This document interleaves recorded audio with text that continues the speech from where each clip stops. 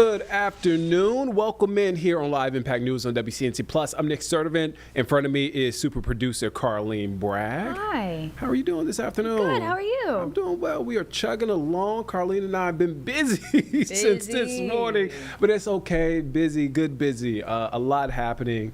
And we want to start right off the top with more tributes continue to pour in after legendary singer, Grammy Award-winning singer, one of my favorite artists, D'Angelo, passed away yesterday. His family confirmed. He passed away after a long bout with pancreatic cancer.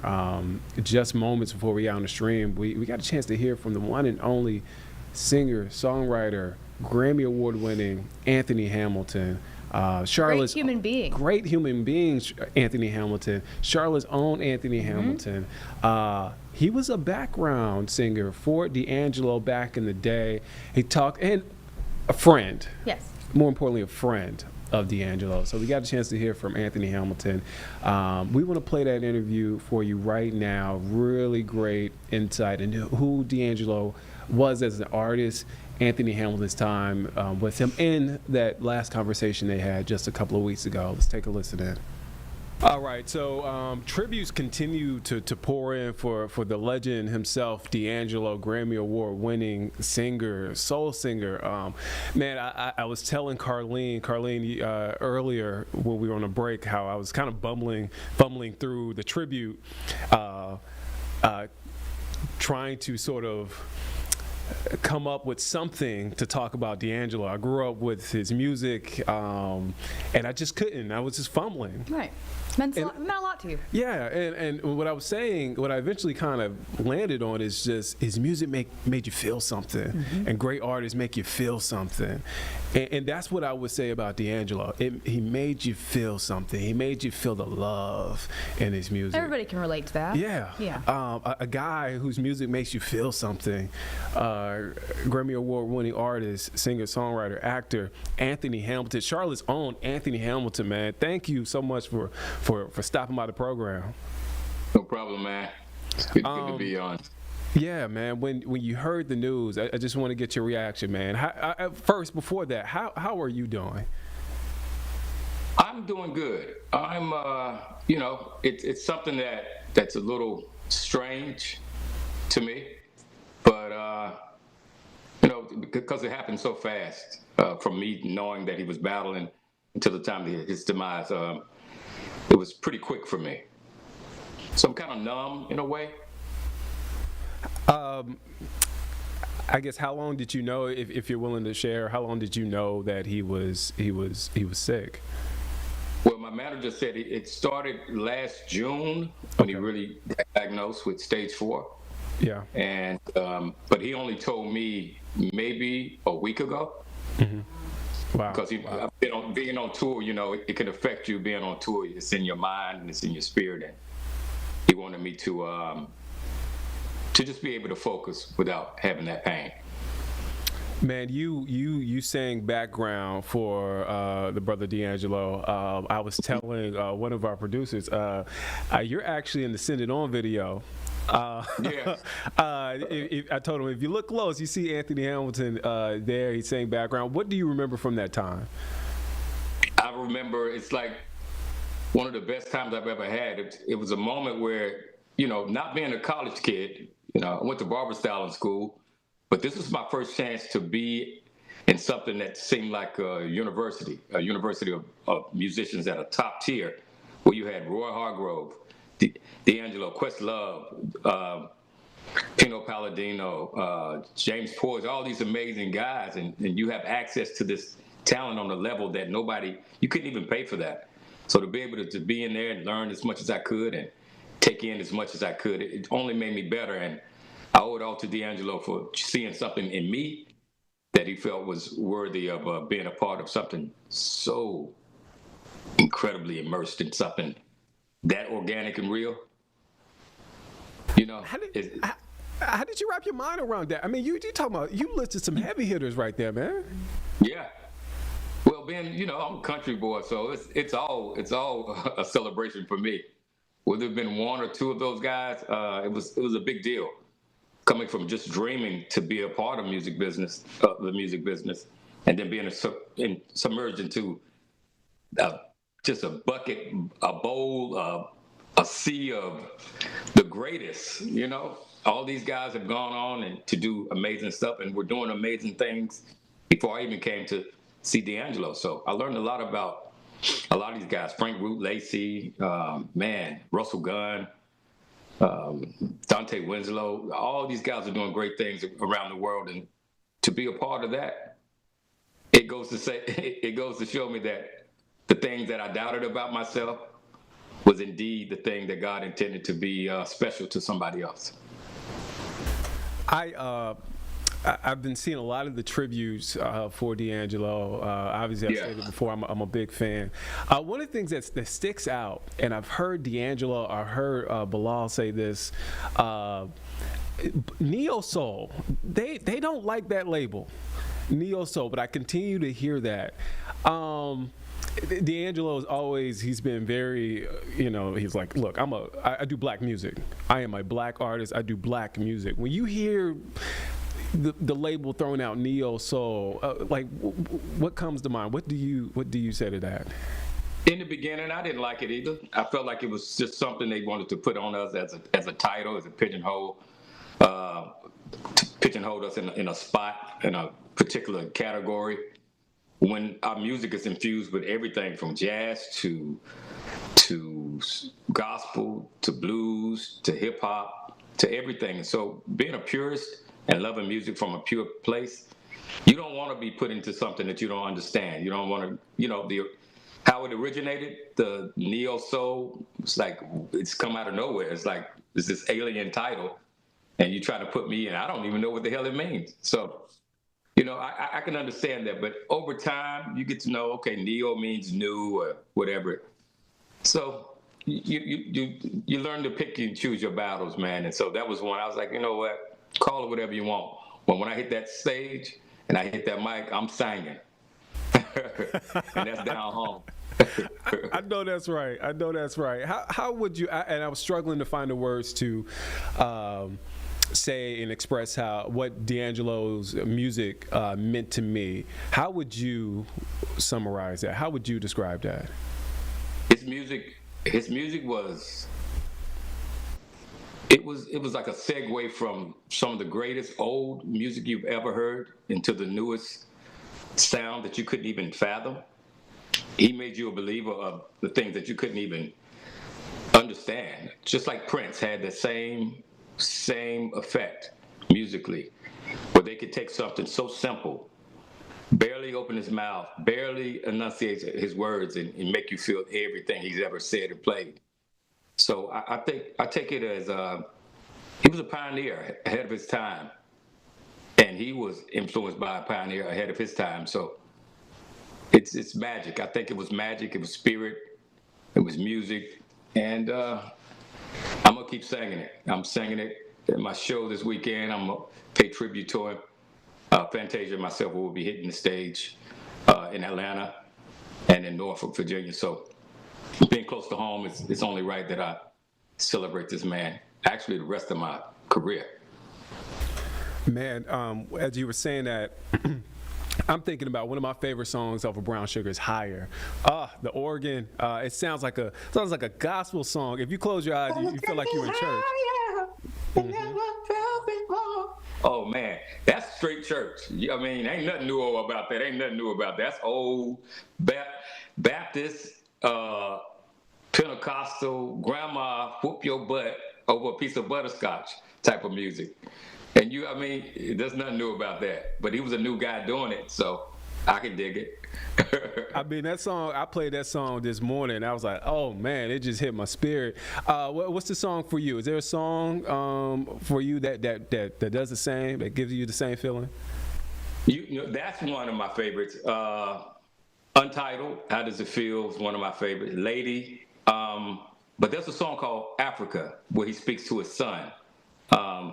And I was a young father as well, so that song kind of resonated to me a different way. Being on the road away from my son, he's getting older. and just the dream of being a father, and just how magical that is in its own. To have a song that kind of, embellish that feeling and kind of serenades that moment in that space in my life, I think that's one of my favorites. You brought up Untitled, and people love to, and I get it, right, in the video. Yeah. But when you hear and shout out to Raphael Sadiq for that song. But when you hear that song, man, the lyrics, if you just hear it, the music, it's just like the song is. Take away the video, the song is just amazing. Absolutely, absolutely. It's one of those songs that you don't even know if it's starting, if it's ending, if it's finished, if it's going on again, if it's going to play again, is it a song that was born to be on repeat? Whatever it is, you knew it was something that you've never felt in your life. And you were in for a nice ride, whether it's 7 minutes or 60 minutes. You didn't want it to stop. And being on stage every night, touring the whole world. I mean, from Brazil, we went to all over, man, all over Europe. We toured Europe for a month and a half on a tour bus, double-decker, and Shelby Johnson and Jack King and all these amazing people, man. We had the time of our life. And when that song came on, we knew like it was about to get crazy. I mean, forget throwing panties. They were throwing mattresses and bunk beds and king-size beds. It was a different thing, man. Oh, man. He was definitely a showman because he would jump into the crowd. Absolutely. And being a part of that, when it was time for me to take the stage and be the front man, I took from that same cloth, man, and I would go out in the audience, run over chairs, and just got wild. I mean, he gave me the okay that whatever you feel in the moment, whatever is real for you at that moment, do it, feel it, believe it, and don't hold back. You've been so generous with your time. My last question before we send you out. No problem at all. What was that final conversation like with D'Angelo? You know what? Actually, he called me 2 weeks ago. I was on tour. I was about to go on stage, and I heard the phone, but I was in there getting my wardrobe together, and so I came to the phone. I was like, "Oh man!" I said, "I think that's D'Angelo calling me." So when I called him back, he didn't pick up. So he probably wanted to say something to me at that moment, something special. Probably not even nothing about what he was going through, but just to check on me like he would always do. But the last conversation, he was like, "Aunt Jeezy," that's what he called me. "Aunt Jeezy, I was calling to check on you. You all right? You good?" I said, "Yeah, man, I'm good." I'm out here on the road. He said, "Yeah, man." He said, "I see you. You're doing your thing, man. Proud of you. Keep at it. Keep it on their neck." Oh, man. Anthony Hamilton, man. Brother, thank you for your time, man. Thank you for your music. Thank you for everything. Man, you're making Charlotte proud, man. I just want to tell you that. I appreciate you, man. And so I got one more angel now protecting me, so sky's the limit. Yes, sir. Anthony Hamilton here. All right. Thank you for your time. Thank you, brother. I appreciate you. Want to thank Anthony Hamilton and his team again for taking time to do that interview to remember the great singer D'Angelo. All right, we're going to take a step away for 2 minutes here on Live Impact News. We'll be back here in just 2 minutes here on Live Impact News on WCNC Plus.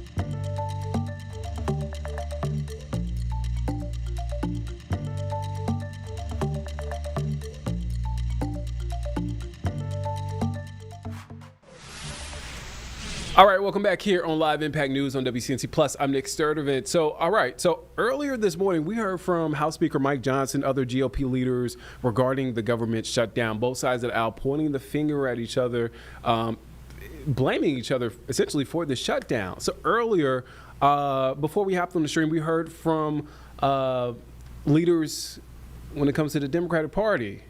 When it comes to their side of things in the shutdown, we heard from, again, leaders from the Dems, including House Minority Leader Hakeem Jeffries. Let's take a listen in.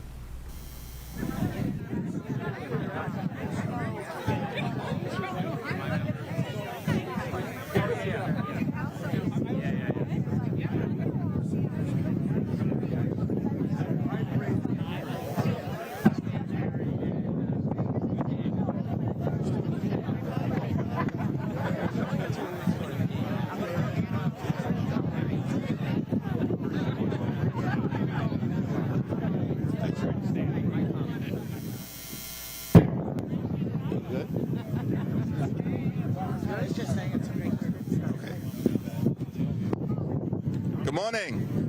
Morning. Thank you to my Democratic colleagues for your presence, for your unity, for your strength, and for your leadership. I'm deeply appreciative that we've been joined today by three extraordinary, hardworking American taxpayers, Heather, Jackie, and Jonna, whose lives are being upended by the government shutdown and the Republican healthcare crisis. And they are here to tell their stories. Donald Trump and Republicans in Congress have shut down the government 15 days ago. And they haven't done a damn thing since to try and reopen it. House Democrats are here, reporting for duty. We are ready, and we are able to negotiate a bipartisan spending agreement that actually meets the needs of the American people, reopen the government, and decisively address the Republican health care crisis.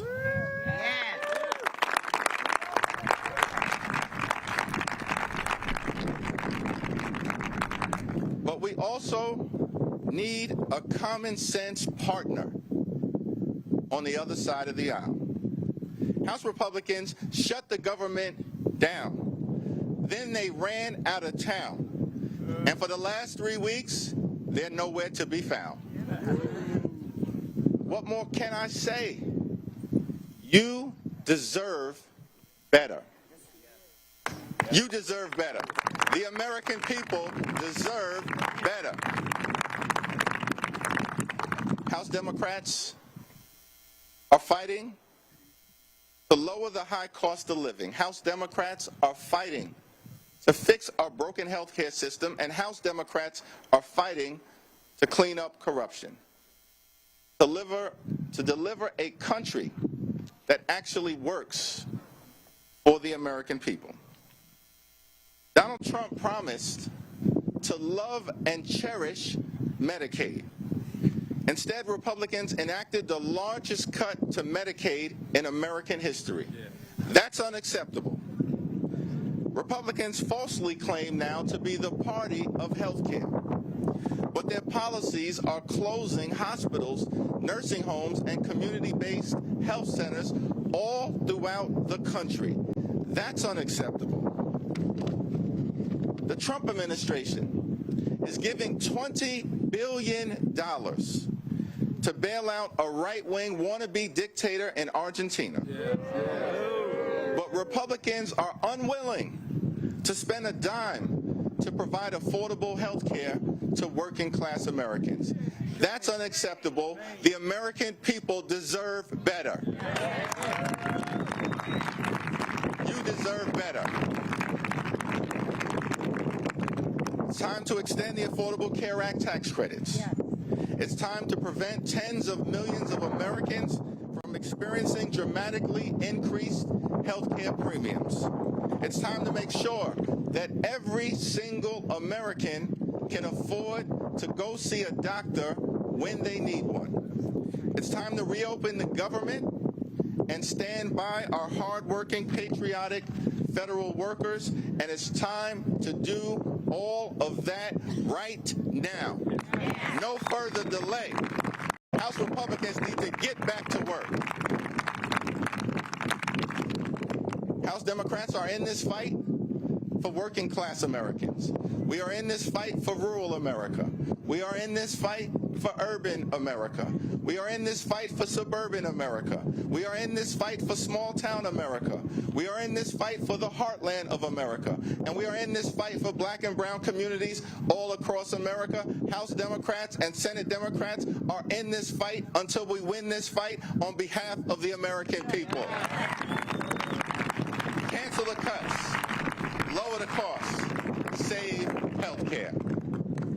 It is now my honor to introduce a registered nurse and a principled health care provider from the great state of Connecticut, Heather Broth.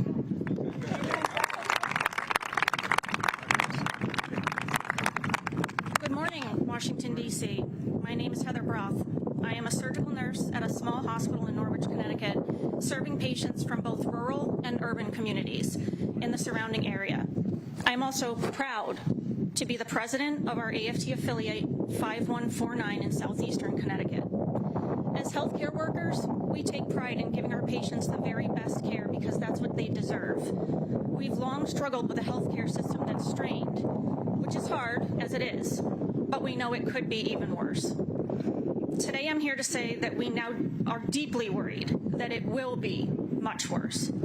We know a healthcare crisis is just around the corner because the big ugly bill law enacted by Republicans in Congress and the Trump White House, it's coming.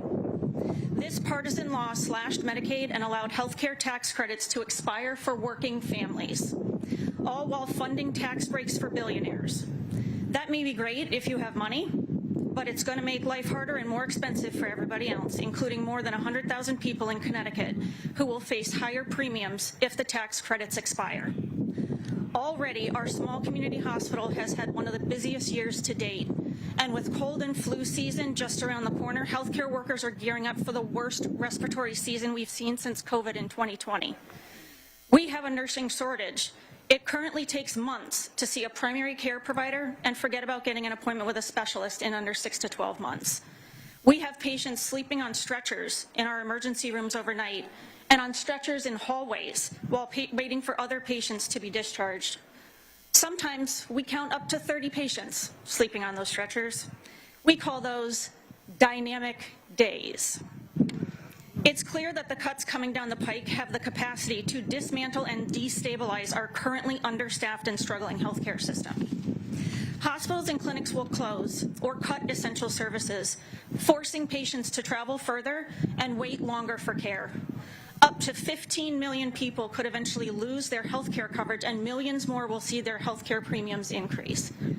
Our communities can't afford groceries right now. How do we expect them to afford significant rate increases to their health insurance? And we know that rural communities will face higher premium increases than other communities if the healthcare tax credits are allowed to expire. Nationally, nearly a quarter of farmers and ranchers get healthcare coverage through plans supported by these tax credits. Entire communities will be devastated if the politicians in charge of Congress and the White House don't take action now. The frontline workers are scared. Everyone who's concerned about their own health or a loved one's health should be as well. Asking our friends and neighbors who can't afford food or rent to pay on average more than double out of pocket for their health insurance premiums is going to force people off their health insurance. That won't stop people from needing emergency care, regardless of whether they live in a blue or red community. Communities will suffer. People will get sicker. It's not at all a stretch to say that some of them are going to die. But instead of working with Democrats to lower health care costs, Republicans shut down the government and took a vacation. Many of our patients are hardworking Americans who are about to receive notice that they're losing the tax credit that allows them to afford health care, and Republicans are okay with that. Republicans control Congress and the White House. They should return here and do their job.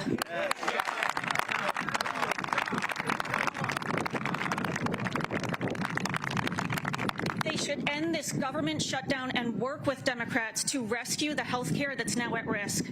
Our patients and communities deserve no less.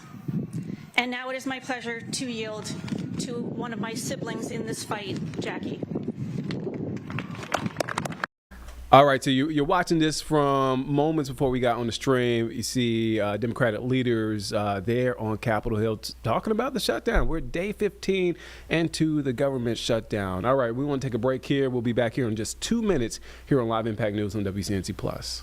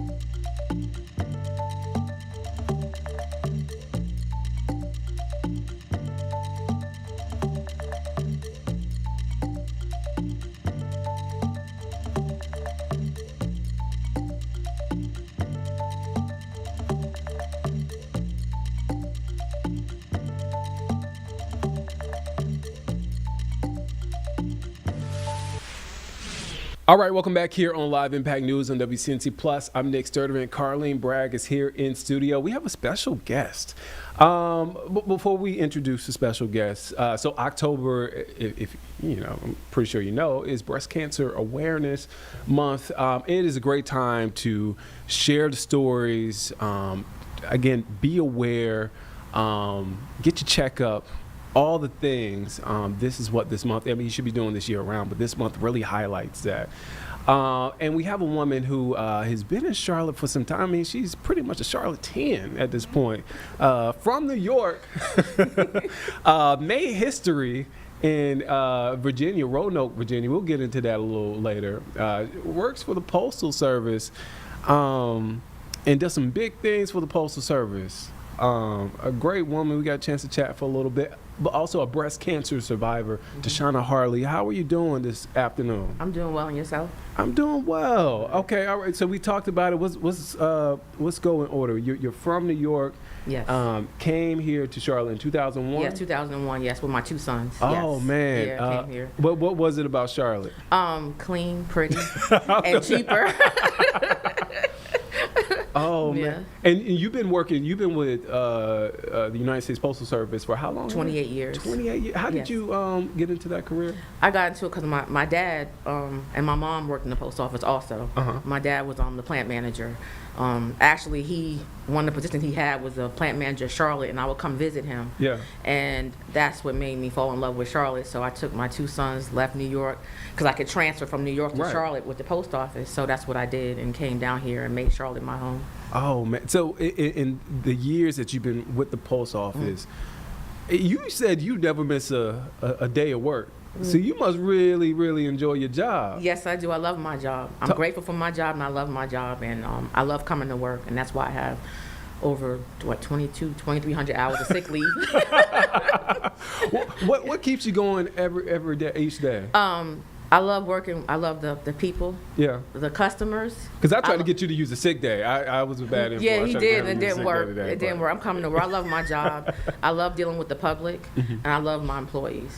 I love working with them. I really do. I enjoy teaching and training and coaching all employees. It's the people. Yes, it's about the people. You can't. I feel like you can't do that job without a love for people. That's correct. Because you see it. You probably see it all. Deal with it all. Yes, I've seen it all, been through it all, but I love my job, and I love what I do. I want to highlight, and I mentioned this earlier, you were surprised when I brought it up, made history, first black woman to be postmaster in Roanoke, Virginia. Yes. When you got the job, and when you found out that, what was that like? That was back in 2020. That was 2020. It was during the pandemic. I felt special. I felt like I was a part of history. I know it's a small thing to some people, but it was a big thing to me and my family. And they actually had a celebration that my family and my close friends came to, and it made me feel really good and really something that, like part of my legacy. Yeah. So like because I have 6 grandchildren. Yes, I do. 6? You're a grandmother? You are not a grandmother. Stop it. Yes, I am. I'm a grandmother. So my great grands, and they can Google their grandma and see that she was the first black female postmaster of Roanoke, Virginia. That is not a small thing. No. That is not a small thing. So, you had that achievement, but you're also a breast cancer survivor. Yes. When were you diagnosed? March 21st, 2022. Oh, man. And, So that's pretty recent. Yes. It was my normal mammogram. I go every year in March. And thank God I did. I never missed my mammograms because it wasn't a lump. It was something called calcium deposits, which can only be seen on a mammogram. So not all breast cancer can be felt. Some of it has to be seen. You actually have to have a mammogram for them to see it. So that's a mammogram saved my life because they caught it at stage 1. And I had to go through chemo. I had to go through 6 rounds of chemo for every 6 weeks. But by the grace of God, I'm in remission. I'm not considered cancer-free till it's been 5 years. Okay. But I had a lumpectomy, and they found nothing. My lymph nodes, they found nothing. Oh, man. And despite all that I went through, I still wanted to come to work. And I wanted to, no, I love work. I love people, and I love helping. That's a part of me that and the post office helped me go through my journey with breast cancer, and I'm very grateful for my job. They treated me well. They worked with me. I had no issues. Whatever I needed, they did. So I have nothing but great things to say about the Postal Service. And in my great sick leave and the great insurance I had, I didn't have any worries. Oh, wow. Like you said, we chatted before the interview, it kept your mind off of everything that was going on. Yes. I mean, when you were at work, did you even think about what was happening at all? No, I was trying to I was thinking about work and and just trying to enjoy what I do and keep that off my mind. How did you, this is a 2-part question, how did you hold everything down family-wise? You have the kids, you have the grandkids, and how did they help you through this journey? My mother, she still lives in New York, but she came down and was with me the whole time that I was going through chemo. Oh, man. So my mom, shout out to Mama. She was retired, but she came to help take care of me and my family. So my mother is, I love her, she's awesome. Oh, now you got to shout her out. She's an awesome woman. You got to shout her out by name. Diane Harley in New York is my man. mommy, and she's an awesome woman of God. She's an awesome woman, and everyone loves her. And my sons, I have 2 sons, and they took it hard. They actually were it was difficult for them to see their mother go through that. They used to see me strong and just nothing bothers me. I'm always healthy. I'm always good. And to see me go through that, it was rough for them. But my mother held it together. I mean, look, I understand because mamas are strong. Y'all deal with a lot. Y'all got a lot going on. Y'all hold it down. Y'all don't even complain. Y'all might complain a little bit, but that's just out of frustration. Yes. But like y'all hold it down, and so I understand your sons. I mean, I get it. It. I would be torn up too, but you came out on the other side. I do want to mention this: the breast cancer research stamp. Yes. That the Postal Service offers. Such a unique stamp. We have it right here on the screen. You can see it right here on the side. What does that mean? I mean, not a lot of companies, and for folks dealing with breast cancer, going through treatment, could say, look, place I work with, directly impacting when it comes to research and it comes to finding a cure for breast cancer. And that's why I love working for the Post Office, because they care about us as employees. We're not. They care about our health. Yeah. And that's why one of the things, like we everywhere in the United States, you're going to see lobbies decorated, contests to see who will sell the most stamps, to kind of get everybody involved and engaged in the selling of breast cancer stamps. So it's a wonderful thing, and like I said, I'm very proud for the organization that I work for.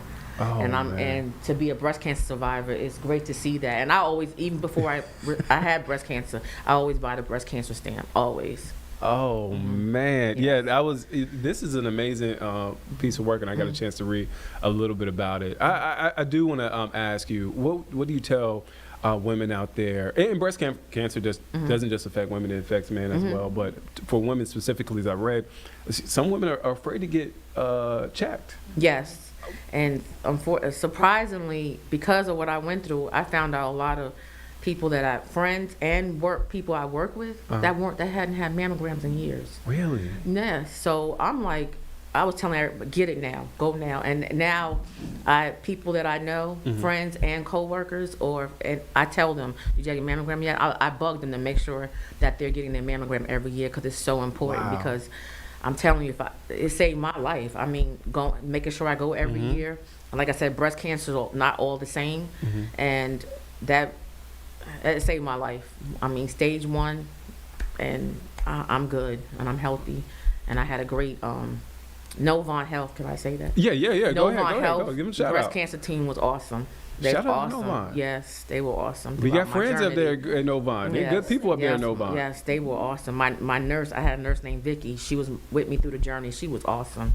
They assign you someone. Yeah. So it was awesome. Oh man, I've done a couple of cancer related stories with Novant, and to hear from the doctors, man, and the relationship they build, and the nurses, the relationship you build with. Can you talk about that relationship that you build with your doctors and the nurses there? Yes.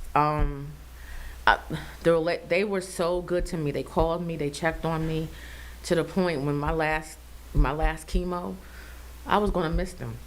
Even though I was happy to do that, ringing the bell. I'm happy not see you again. I have not seen you again, but I miss them because they took so good care of me. I have nothing negative to say. They took really good care of me. They gave me all the information that I needed. They made sure I knew every step. They gave me all the options. They were very honest and open, and they allowed me to have my good day, not just good days, but my bad days. Yeah. They were good to me, and I had my Dr. Turk, my surgeon. You couldn't even tell I have a scar. He's awesome. Wow. Like, it's just, I still have my doctor, Dr. Strickland, that I see every 6 months. She's my oncologist. Yeah. She's with me until it's been 5 years. But Novant Health, Breast Cancer Center, downtown, awesome. Awesome team, awesome people. Carly, you got anything? I just wanted to ask, because a lot of time when we talk about breast cancer, a lot of time it kind of runs either in family lines or somebody knows somebody who has breast cancer. But before your diagnosis, did you have an experience with? No. I actually had genetic testing, and it's not. I didn't have the gene for it. Like, it's not in my family. Wow. Breast cancer run my family. Yeah. I think when we think of cancer, you think you think your family. Yes. And the genetics with it. No, it's So even more important to go get tested, because it's even if it's not in your family, it's still a possibility. It's a strong possibility now. Wow. Unfortunately. Yeah, it really is 1 out of 8. It really is. What does life look like now post chemo treatment? You're a survivor. Although I know you say you don't get the full clear until 5 years out. But does life look different now? Yes, it does. I don't. She can tell you. I have a very strong personality. It's a nice way to put it. But No. but now I'm like, I'm more calm, and I don't let certain things get to me anymore like I used to, and I appreciate the small things. And I try to make the best out of everything now.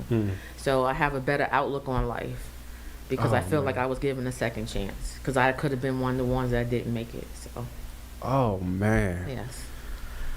Woo. All right, Yeah. Tashonda Harley, I'm so glad that you are here, that you're here now. Yes. Here for your grandkids, here for your mother, here for your sons. And I'm thankful that you're here in studio to talk with us. Thank you. I'm sure a lot of folks are going to learn a lot from your story. Go get checked. Yes, absolutely. Just so much. Go get a stamp. Yes. Breast Go buy a cancer stamp. research. Yes. Go get a stamp. Go buy the we all stamp. need Yes. stamps. Yeah. It's a good cause. Good cause. It's a good cause. And they're forever stamps, so the price, even the price stamps goes up, it doesn't matter. That stamp is good It forever. stays there. Even better. It's good Even forever. better. Yes. Oh man, thank you for your time. Thank you for Thank stopping you. in. I told you it'd be the easiest thing you do all day. now you just got to call Now you out gotta go work. do the hard part. Now you gotta go back to work. Call out work. You got plenty This of is hours. not live. Call out work. Call out of work. No, I'm joking. Tashonda, thank you for your Thank time. you. All right, we're going to head to break. 2 Okay. minutes. We'll be right back here on Live Impact News on WCNC Plus. Thank you.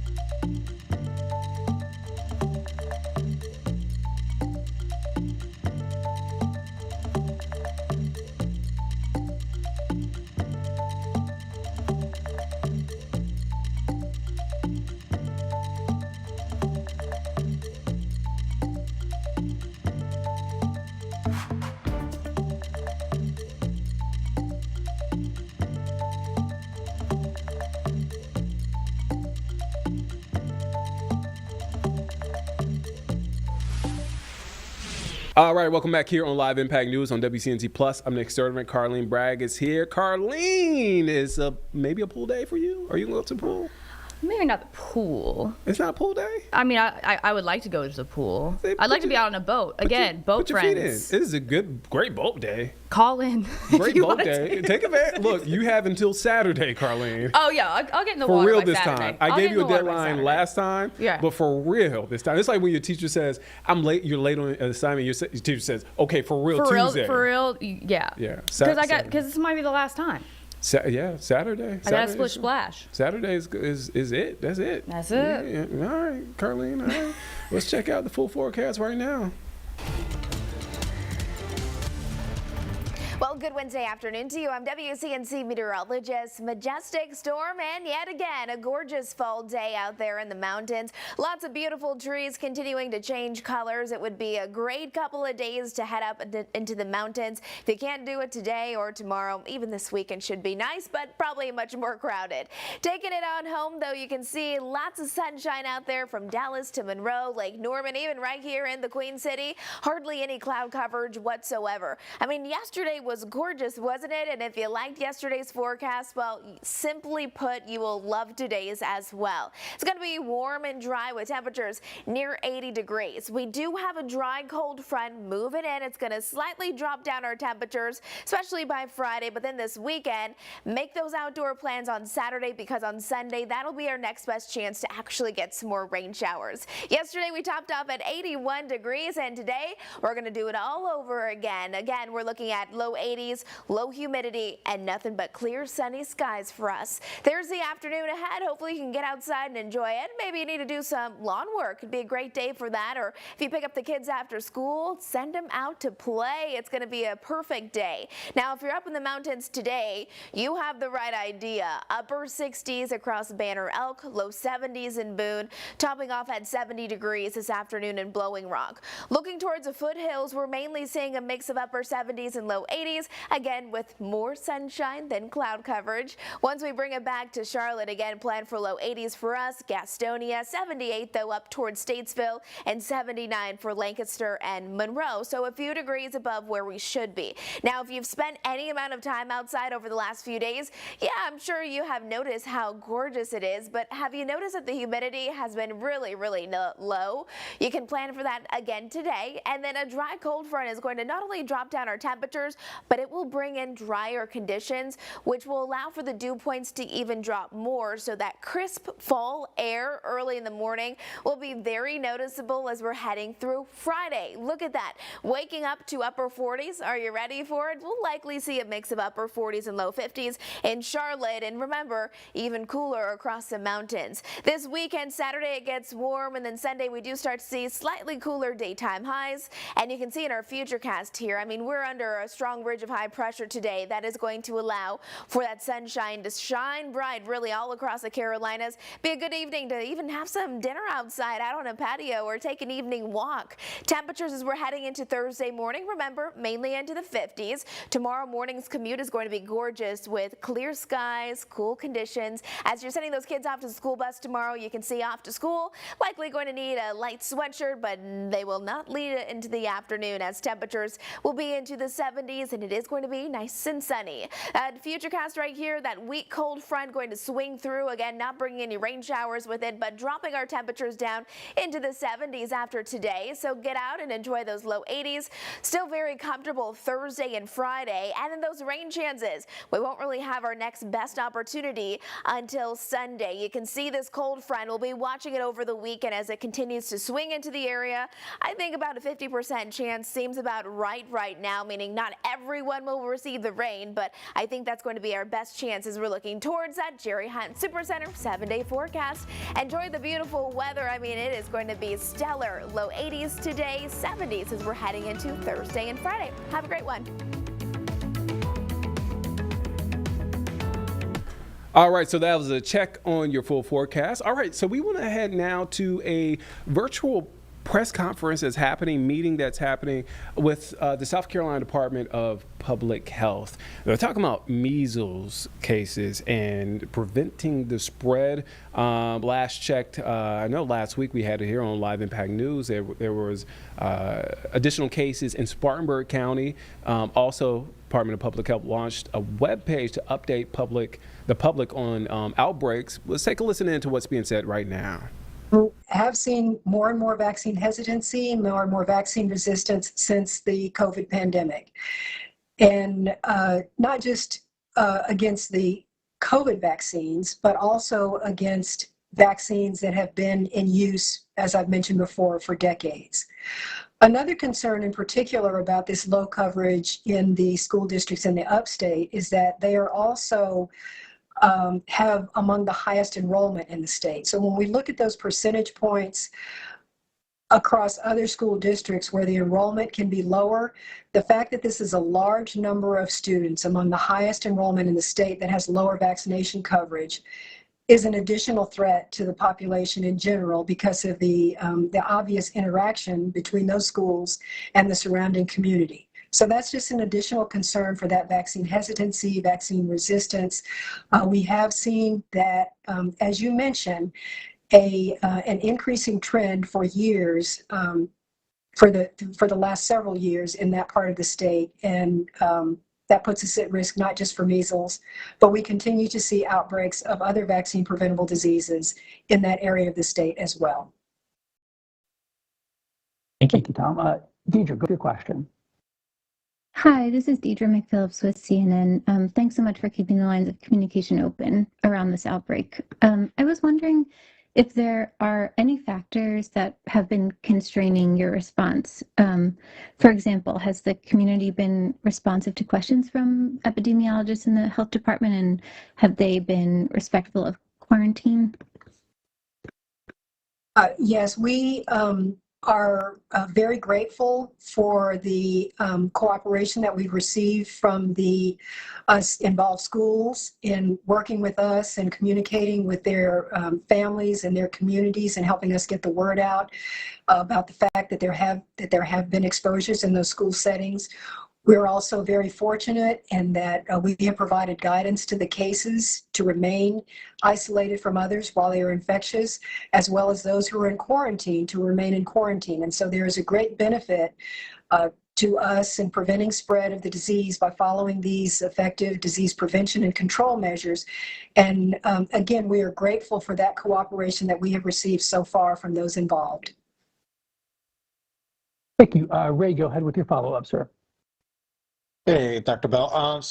I noticed that the Global Academy of South Carolina, according to your data, has a 17% vaccination rate, meaning that all the students had all their shots. Fair Forest Elementary had an 85% vaccination rate. Is there a difference that you have seen between vaccination rates in public schools versus private and charter schools? And is there any thing that you all can do as far as limiting the number of religious exemptions that people are allowed to get? Well, I can encourage those to look at the data that's available. It's not necessarily that we are seeing lower vaccination rates by school type. As I mentioned earlier, this can vary from one school to the next. And the thing that we can do to address that is really exactly what we have been trying to do, is to make everyone aware as quickly as possible about the status of the outbreak in the state so that they're aware of cases occurring, and when cases increase in number, the general area where they're occurring, because again, just knowing a specific location does not mean you're protected. It's important to have awareness that there's transmission in your community. And we continue to promote the effectiveness of the vaccine, because that is really the most effective disease prevention measure that we have to give people immunity before exposures occur. And so those community outreach efforts to provide education, to provide actionable data, and also to provide these vaccination resources, not only through our Department of Public Health services within our clinics or through our mobile health units, but also making people aware from our website. They can use our vaccine locator to find other locations in pharmacies or other clinics, federally qualified healthcare centers where the vaccine may also be available. Thank you for that. Tom, you have a follow-up? I do. Thanks for taking another question. When you look at some of the counties and their immunization rates, even taking into account the religious and medical exemptions, it doesn't account for all the students who are not immunized. In some cases, it's a pretty large number of kids. It's something like almost 3,200 kids in Horry County in the 2024-25 school year. It's almost 16% of kids in Jasper County. So when you have that situation where there's not a medical or religious exemption, but these kids still aren't immunized, what's going on in those counties, those schools? So the exemptions, I want to make a point clear about the two types of exemptions. Medical exemptions are issued by a healthcare provider and are typically due to a specific reaction or contraindication to receiving a particular vaccine. So for example, a child may have an underlying medical condition that they can't receive a certain vaccine. A medical exemption usually applies to just one vaccine or a handful, whereas medical exemptions is a choice made by parents that generally applies to all of the vaccinations, although sometimes an exemption may temporarily be requested so that they can get their vaccinations on an alternate schedule that is usually not recommended. Now, how those parental choices are being made from one county to the next has more so to do with the parent's choice than something going on in the school.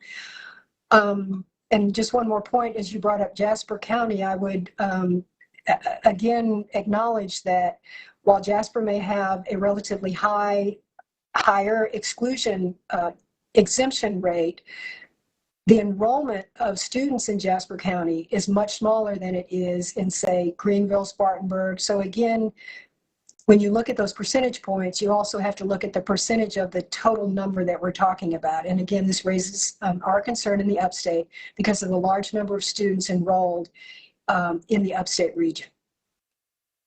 Thank you. Thank you. Christian, go ahead with your question.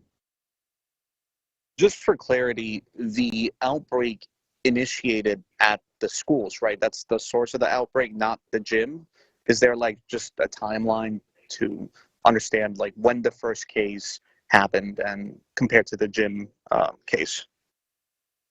Well, we made public notifications when we identified each of those cases. So there you will have the timeline. And as far as, and similarly for the child that was identified as having been infectious while at the gym. I'm not sure if that answered your question or not. I think it was just that the kid at the gym happened after the outbreak at the school or beforehand was my question. Are they considered part of the same cluster or is that separate?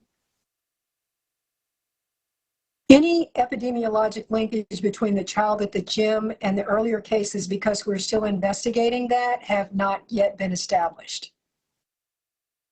But to our knowledge, I am not aware of any connections with the students in those involved schools. Thank you for that. Eduardo, go ahead with your question, sir. Thank you. And just rephrasing my question a bit, in West Texas, we saw a Mennonite community where outbreak was first identified earlier this year. We've seen Hasidic communities in New York City a few years back. Is there a specific trend you're seeing in the population affected, or is this more related to the schools themselves? It's not necessarily related to a specific population here. We are seeing religious exemptions, that choice being made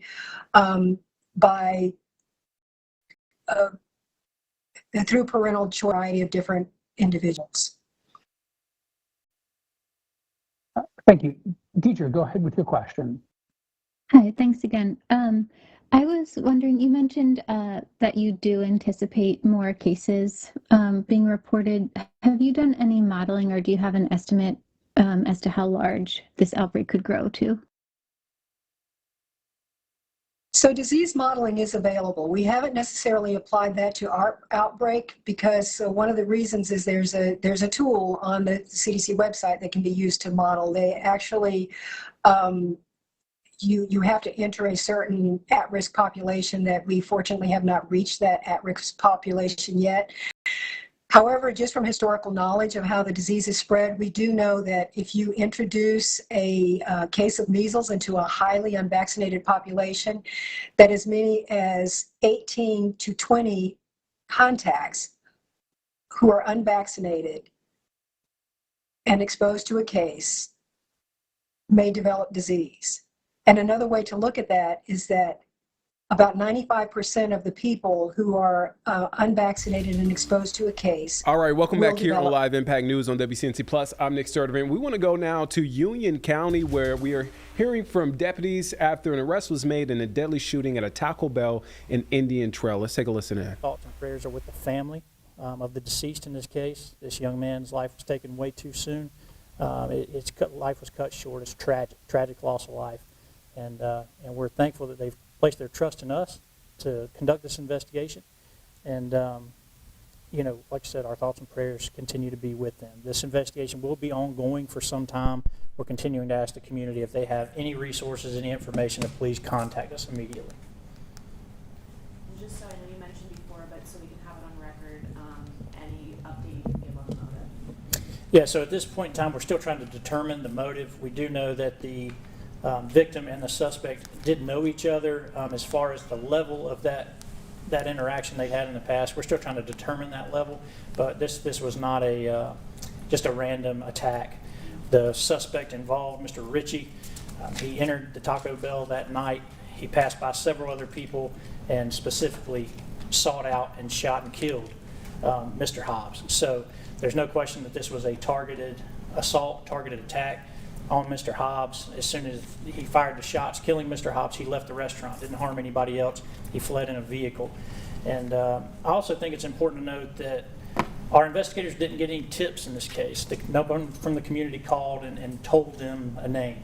It took a lot of hard work, took a lot of effort, took a lot of research, and every one of them used their training and their skills and the programs that we have at our disposal to quickly identify a very dangerous suspect, because this person entered this restaurant full of people and committed this very violent act. So we're glad he's in custody tonight, and we're thankful for our hardworking people.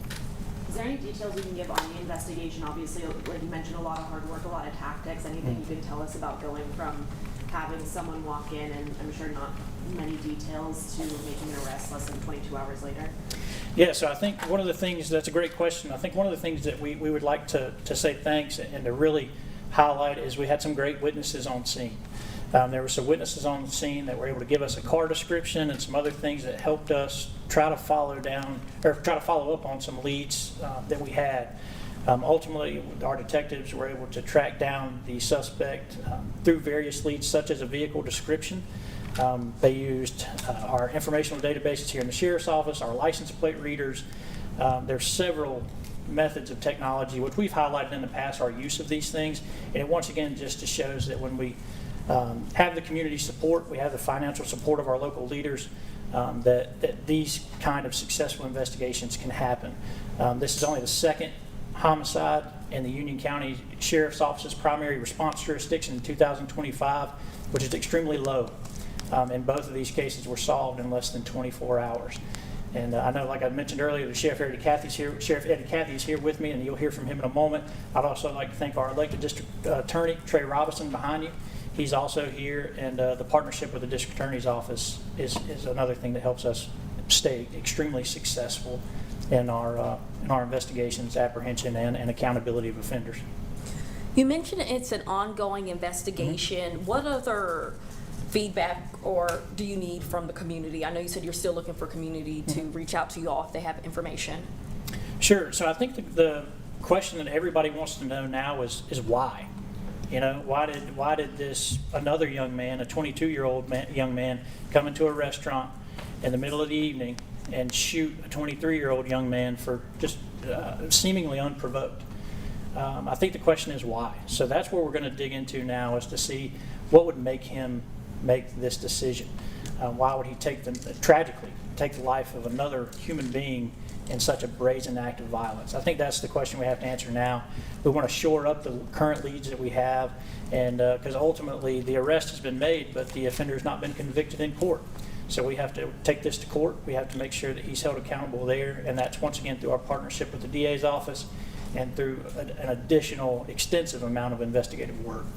Is there any criminal history with the suspect or the victim that you can tell us about, or anything that would lead back to any sort of past? So I actually haven't looked at the suspect's criminal history, so I'm not sure if he's been involved or not. That's something that I can look into and try to get back with you. when the suspect was arrested, were you able to locate the murder weapon, or is that something you guys are still looking for and need help?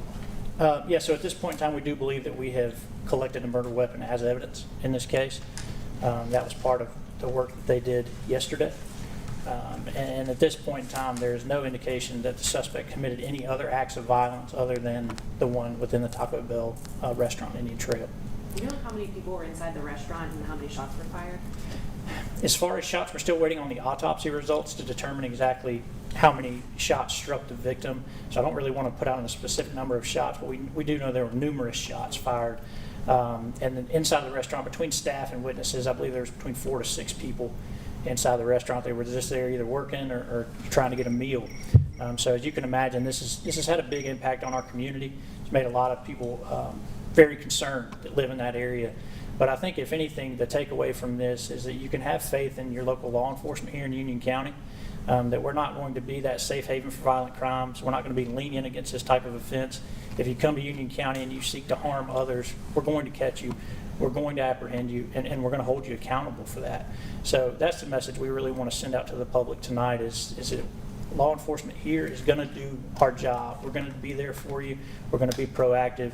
And the message we want to send to any potential criminals is this is just not the place for you to try to see if you can get away with something. So, but what I'd like to do is turn it over to Sheriff Eddie Cathy to kind of talk about the community impact, and then I'll come back for any other questions you may have. So, Sheriff.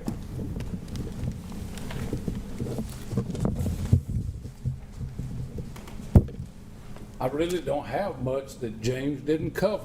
I can't tell you how proud I am of these detectives that worked tirelessly,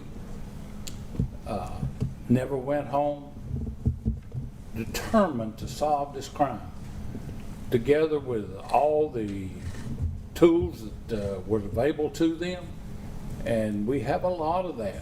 Our county has supplied us with the tools that we feel are necessary to solve crimes. I find it amazing. You walk into a Taco Bell and you start with a dead body on the floor and you have nowhere to go. So you start gathering evidence, start gathering witness statements. It's pretty shocking because when I was talking with them, it was, we don't have anything. We don't have anything. Nobody knows. And then it just goes and goes and goes, and then it goes to an arrest. Involved a lot of people, the SBI, the District Attorney's Office. It's a team effort. This is Union County. We believe that we need to enforce the laws, we need to arrest them, we need to solve the crimes. These officers that are working and the teamwork, the SBI, they're committed to solving things, to working for the citizens of this county. And the end result is we have no murders since I've been the sheriff of this county unsolved. It's pretty impressive to me. It may not be to you, but it is to me. And that's a lot to say for the citizens of this county that have stepped up and supported us, that have done the things that we feel are necessary and they feel are necessary. But have you got any questions for me? Is it common for your team here to work overnight, probably 24-hour shift at the very least to solve something like this? I think it is pretty common. It's more common than not. This is important to them. It's important for their careers. It's important to their personal safety to be on the ground, and they want to be there when it happens, and they know it's going to happen. So it's important. Sheriff, when a murder like this happens in such a public place, at a fast food restaurant, how does that affect the people who live here, you think? And what would you want to say? Well, I think it's a shock to the community. It's a shock to certainly the business, but it's also it concerns the people that live here because they frequent that establishment all the time. And I think it scares people to say, well, you know, I was just in that Taco Bell yesterday. I could have been there tonight. And it's a shock to the community. But I think that this will end that shock. This arrest will stop that shock. And that we'll go back to being Union County.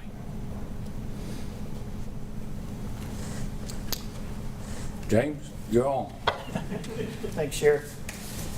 And just to follow up on that question that Hannah had about how frequent our detectives, our deputies, our crime scene investigators are out. As the sheriff said, we take this very personally. We live here. We raise families here, the people that work for this office. And so when someone comes in and they commit a violent crime, it's personal for us, and the fact that every time we make our community safer, it makes our families safer. It makes our residents' families safer. Union County is a fast-growing county, and we like to attribute that around here to the public safety rate, or the crime rate being so low. It's not like that everywhere else. And I tell people all the time that Union County is not the safe county to live in that it is by accident. It doesn't just happen.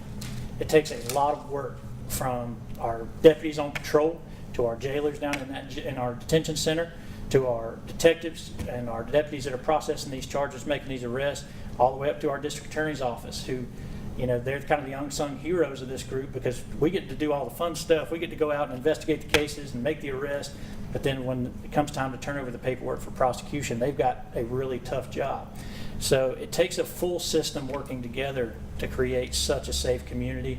And as the sheriff said, and we saw from our Facebook comments, things like that, people were genuinely scared when they heard something like this so close to home, because it is very uncommon.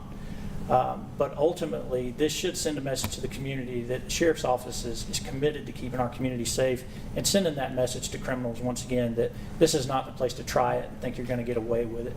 It's, you know, you're just going to need to go somewhere else, or maybe just don't commit those crimes. That would be the better option. So, any other questions that I can answer for anyone? Happy to. Okay. Well, Sheriff, thank you. District Attorney Robinson, thank you for being here, and thank you all for being here. If anybody has anything else they need after the fact, please let me know. Once again, I've got some copies of the press release and our report if needed. So, all right, thank y'all. All right, so that was a press conference that just wrapped up there in Union County. The Union County Sheriff's Office updating us after an arrest was made in the deadly shooting at a Taco Bell in Indian Trail. We'll have much more on this story. Let me make sure I get the shows correct. And this is what happens here on Live Impact News. I just, I'll check in real time. So we'll have updates at 4, 5, and 6 o'clock this evening on WCNC Charlotte and on WCNC Plus. All right, so we're going to take a moment to take a step back, take a break. We'll be back here in just 2 minutes here on Live Impact News on WCNC Plus.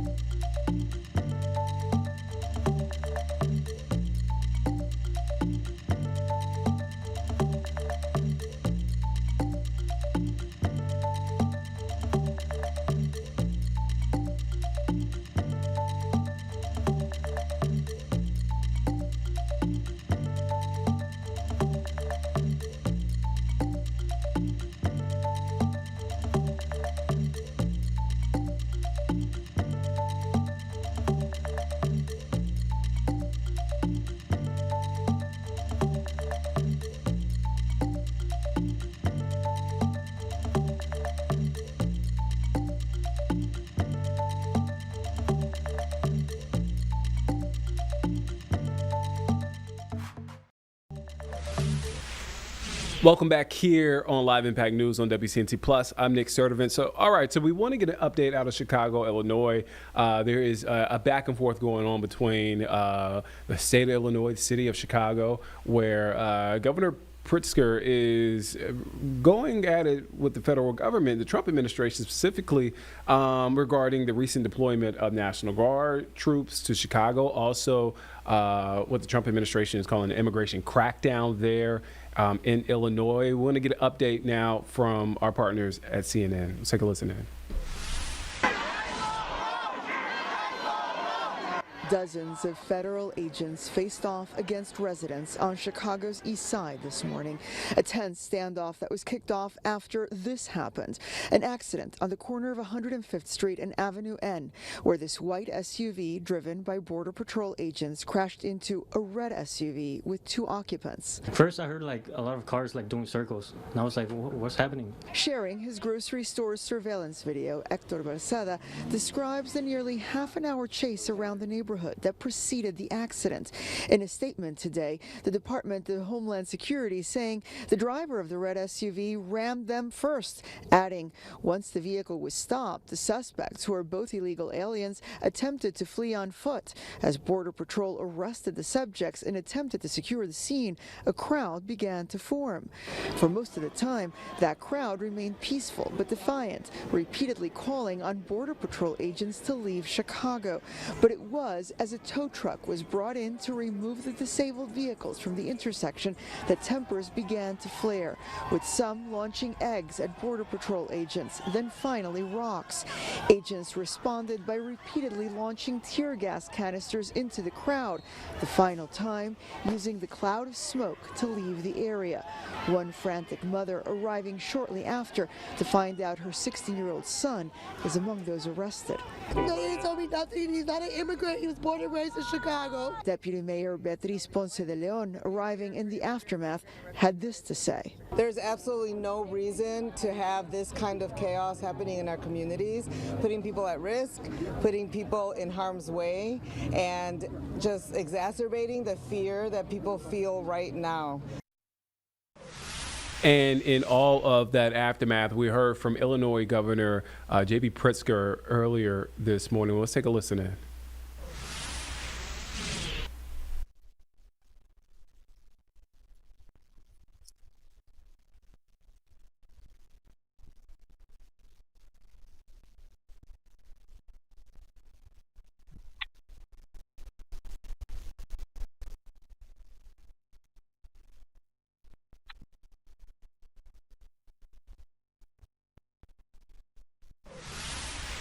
All right, so it looks like we were having a little bit of technical issues there, so we'll get back to that in just a moment. Let's get a check on the weather real quick. A beautiful day outside if you've been outside at all, but let's check in for our full forecast with Majestic Storm. Well, good Wednesday afternoon to you. I'm WCNC meteorologist Majestic Storm, and yet again, a gorgeous fall day out there in the mountains. Lots of beautiful trees continuing to change colors. It would be a great couple of days to head up into the mountains. If you can't do it today or tomorrow, even this weekend should be nice, but probably much more crowded. Taking it on home, though, you can see lots of sunshine out there from Dallas to Monroe, Lake Norman, even right here in the Queen City. Hardly any cloud coverage whatsoever. I mean, yesterday was gorgeous, wasn't it? And if you liked yesterday's forecast, well, simply put, you will love today's as well. It's going to be warm and dry with temperatures near 80 degrees. We do have a dry cold front moving in. It's going to slightly drop down our temperatures, especially by Friday. But then this weekend, make those outdoor plans on Saturday, because on Sunday, that'll be our next best chance to actually get some more rain showers. Yesterday, we topped off at 81 degrees, and today, we're going to do it all over again. Again, we're looking at low 80s, low humidity, and nothing but clear sunny skies for us. There's the afternoon ahead. Hopefully you can get outside and enjoy it. Maybe you need to do some lawn work. It'd be a great day for that. Or if you pick up the kids after school, send them out to play. It's going to be a perfect day. Now, if you're up in the mountains today, you have the right idea. Upper 60s across Banner Elk, low 70s in Boone, topping off at 70 degrees this afternoon in Blowing Rock. Looking towards the foothills, we're mainly seeing a mix of upper 70s and low 80s. again with more sunshine than cloud coverage. Once we bring it back to Charlotte, again, plan for low 80s for us. Gastonia, 78 though up towards Statesville, and 79 for Lancaster and Monroe. So a few degrees above where we should be. Now, if you've spent any amount of time outside over the last few days, yeah, I'm sure you have noticed how gorgeous it is, but have you noticed that the humidity has been really low? You can plan for that again today, and then a dry cold front is going to not only drop down our temperatures, but it will bring in drier conditions, which will allow for the dew points to even drop more, so that crisp fall air early in the morning will be very noticeable as we're heading through Friday. Look at that, waking up to upper 40s. Are you ready for it? We'll likely see a mix of upper 40s and low 50s in Charlotte, and remember, even cooler across the mountains. This weekend, Saturday, it gets warm, and then Sunday we do start to see slightly cooler daytime highs. And you can see in our futurecast here, I mean, we're under a strong ridge of high pressure today that is going to allow for that sunshine to shine bright really all across the Carolinas. Be a good evening to even have some dinner outside out on a patio or take an evening walk. Temperatures as we're heading into Thursday morning, remember, mainly into the 50s. Tomorrow morning's commute is going to be gorgeous with clear skies, cool conditions. As you're sending those kids off to the school bus tomorrow, you can see off to school, likely going to need a light sweatshirt, but they will not lead it into the afternoon as temperatures will be into the 70s, and it is going to be nice and sunny. Futurecast right here, that weak cold front going to swing through, again, not bringing any rain showers with it, but dropping our temperatures down into the 70s after today. So get out and enjoy those low 80s. Still very comfortable Thursday and Friday, and then those rain chances, we won't really have our next best opportunity until Sunday. You can see this cold front. We'll be watching it over the weekend as it continues to swing into the area. I think about a 50% chance seems about right now, meaning not everyone will receive the rain, but I think that's going to be our best chance as we're looking towards that Jerry Hunt Supercenter 7-day forecast. Enjoy the beautiful weather. I mean, it is going to be stellar. Low 80s today, 70s as we're heading into Thursday and Friday. Have a great one. All right, a great looking forecast there. Okay, so let's take a break. We'll be back here in just 2 minutes here on Live Impact News on WCNC Plus.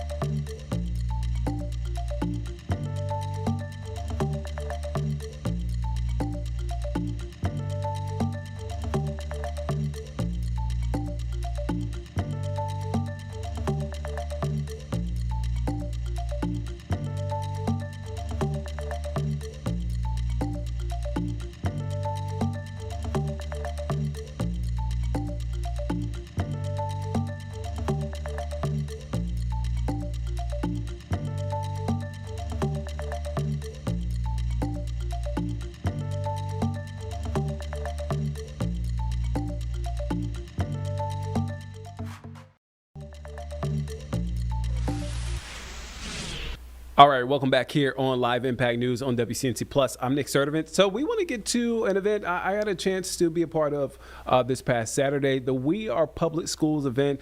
it was a great opportunity for educators, community members, advocates, families to come together to really do a deep dive into where we are when it comes to the state of public schools here in North Carolina. I got a chance to have a sit-down conversation with State Superintendent Mo Green to talk about everything when it comes to the state of public schools, from the impact of the federal government shutdown to right now we still don't have a state budget in the state. All of those things as it impacts public schools here in North Carolina. So in case you missed it, let's take a listen into that conversation.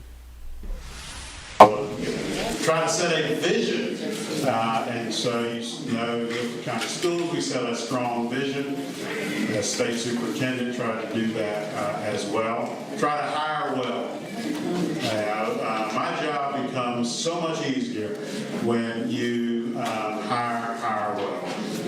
And then always, even when I was superintendent of Guilford County, be sure that folks understand who are really the folks who are doing the work. It's our educators, right? And so try to always elevate our educators, and now trying to do the very same thing in this role as well. So there's lots of things, and you try. I learned early on actually something that came from Dr. Pewsley, who was superintendent in Charlotte Mecklenburg schools, that I sort of took with me. I said, Mo, absolutely things you have to lead on. Some stuff you just have to manage, right? But don't allow those things to subsume all of what you're doing. Manage those things, but never forget you've got to lead.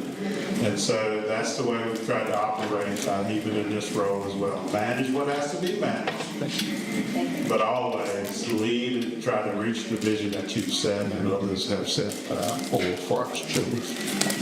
Let's talk about your strategic plan. I want to list a few things. I'm not going to list all of them for the sake of time, but first on that list, as far as initiatives, that includes a $25 million Golden Lead Foundation investment to transform mathematics instruction in rural middle schools, NC College Connect, guaranteeing college admission for students with a 2.8 GPA or higher, expanded mental health support and youth mental health first aid training.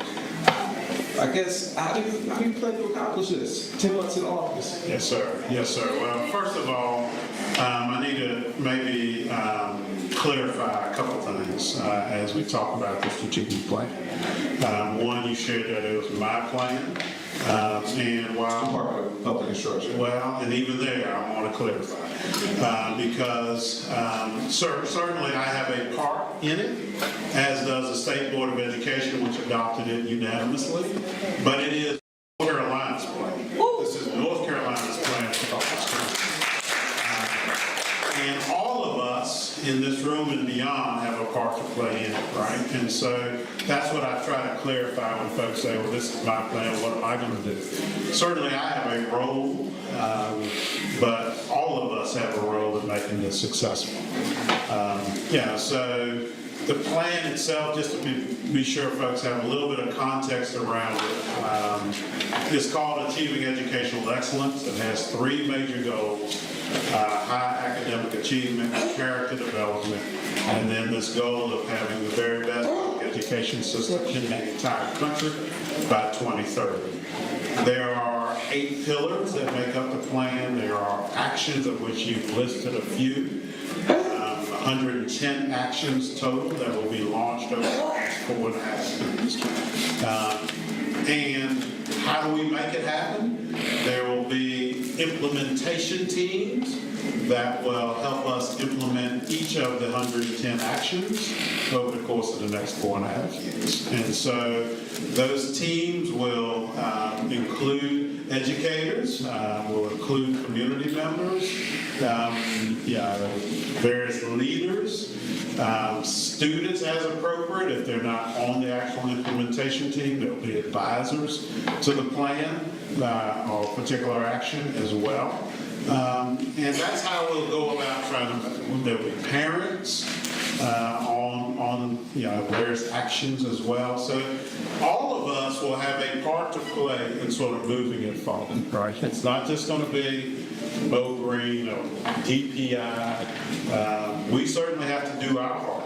But if we're left, if we think that this plan is going to be successful, only with the work of DPI, Department of Public Instruction, then this plan will absolutely fail. It will absolutely fail, but it will be successful, and I know it will be successful because will do their part to make it successful. You talk about this is North Carolina's plan, and folks coming together to make it a success. If folks come together to make this a success, how will this benefit educators, families, students, and so on? Yeah, so, I mean, ultimately, at the top of all of this are our students, right? And so I tell folks that what I want us to be sure that we're focused on is when our students walk across the graduation stage, that they have, so they've graduated, number one, right? And I should remind folks that we have this year the highest graduation rate, four-year cohort graduation rate in the history of North Carolina.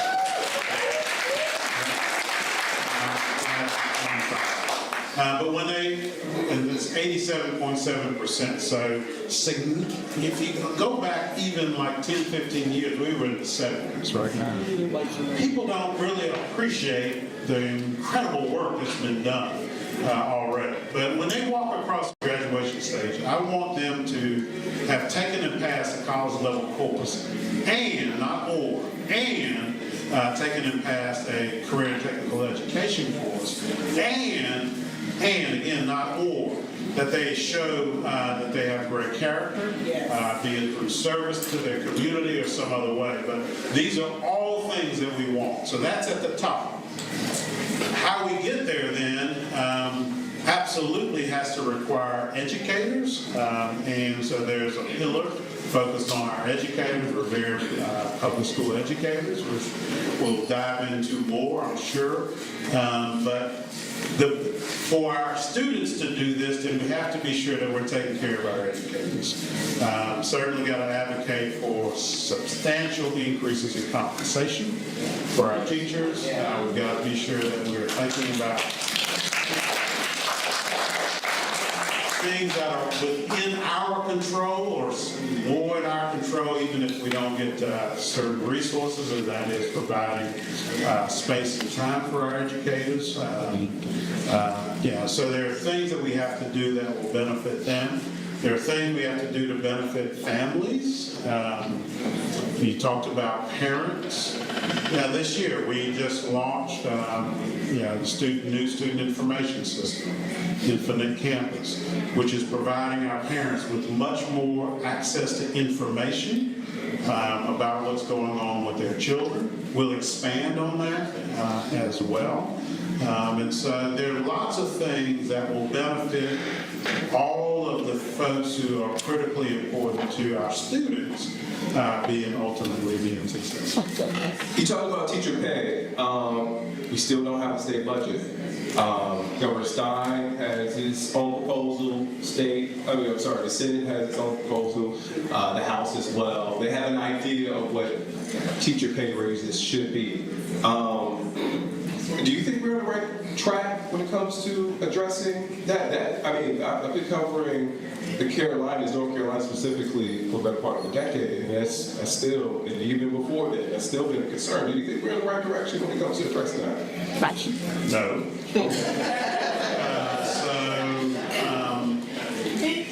Just to expand on that, as many folks in this room know, whether you know the data or just see it in the paychecks that you receive, you know that we are not compensating our educators. And let me be really clear when I say educators.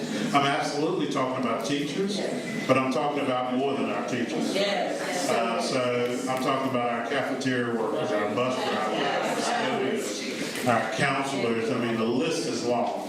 So we're not compensating our folks as we should be across the nation where there's data, particularly for teachers. You'll know that we're like 43rd or so in the country with how we're paying our teachers. And so, we're not in the right direction. Now, what I will say is The governor, I believe, when he put out his budget proposal, was heading in the right direction, right? Pretty substantial increases for teachers. And then I would also say that the House put out a budget that I was going to say, guys, let's sign off on that because it's not fully where we need to be, but it is moving in the right direction. The Senate basically said, guys, go back. Because what you are doing isn't close to what we need for our education. So with no budget, then I feel like there's no other, I can't imagine that any answer could be other than no, we're not where we need to be. I continue to be hopeful that we continue to try to advocate for increases and that the General Assembly will pass a budget that will have substantial increases for our educators, including almost a year in office. What are the conversations like with families, with educators, with community stakeholders? I mean, now, again, as we talk about, no state budget, we're in day 11 of the government just shut down.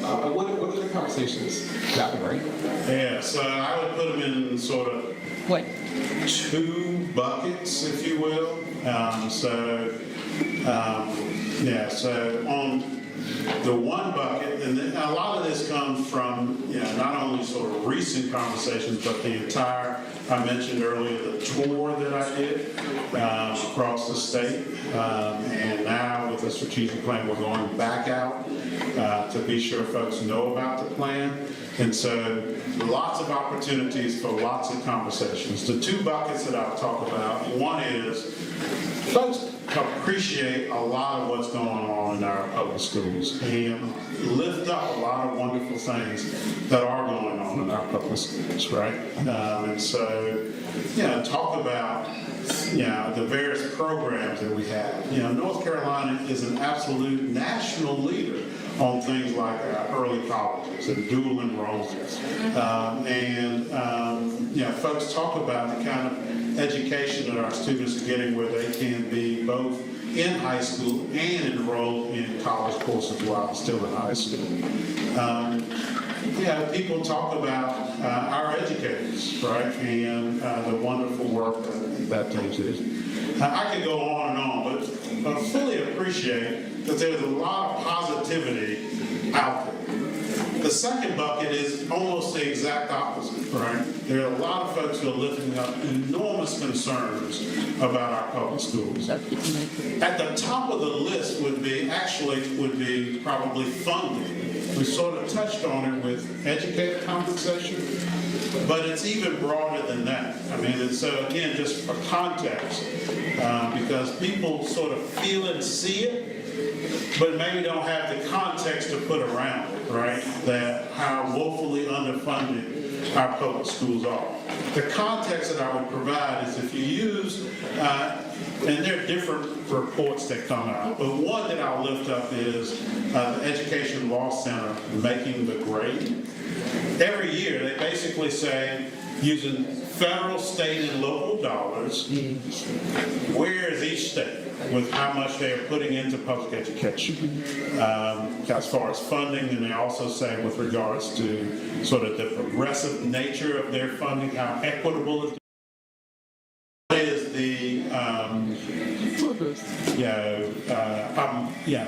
how much can they put into funding based on how much they actually have? Because a really poor state, you would say, well, maybe they just can't really afford to put a whole lot into education, and so let's not give them the hard knock, because they may be doing what they can based on what they have. So where does North Carolina sort of sit in those sort of things, right? So North Carolina sits essentially at the bottom with regards to overall funding. About $5,000 less than the national average. About $3,000 to $4,000 less than even Virginia and South Carolina, our border states. Per child. We have 1.5 million children who are educated in North Carolina's public schools. So you times, even to say, let's just get to where North and South Carolina are, you're talking about $3,000 to $4,000 more times $1.5 million per child. Billions of dollars, right? With regards to sort of this progressive nature of where we are, North Carolina is actually sort of reasonably high with that, right? We do a reasonably good job with how we distribute funding. There's absolutely more work we can do, but compared to other parts of the country, reasonably good. And then finally, how much can we afford to put in, right? We are not a poor state. And so we're again, almost at the very bottom, like 48th, 49th with regards to how much we could put in versus how much we actually are. So people are lifting that up. They're lifting up the competitive nature that we find ourselves in, where our taxpayer dollars are now going to fund children going to private schools, right? Which taxpayer-funded private school voucher program. And people lift up that as a deep concern. And now, more recently, people are lifting up what's going on at the federal level. What's happening with the Department of Education and the efforts to dismantle. I tell folks, look, I don't know how many folks it takes to press a button to be sure that the money still comes, but I need that person to still be there for the money to still come. I'm deeply concerned because a lot of the money that when the federal government shuts down, thankfully, is advance funded or forward funded for education. So a lot of that money is still flowing. What I'm deeply concerned about is there are buckets of money that are not forward funded. The most significant of which is child nutrition. It is funded on a reimbursement model. And so each month schools spend money to feed children, and then funds come in to reimburse that funding, right? And so we're deeply concerned about what's going to happen this month, even this month, with regards to the funding. And so that's a place where we've got to be sure that we're advocating, because, I mean, you take the community, half or more of our students are funded through free or reduced pricing. All right, folks, we're going to take a quick 2-minute break. We'll be back on the other side.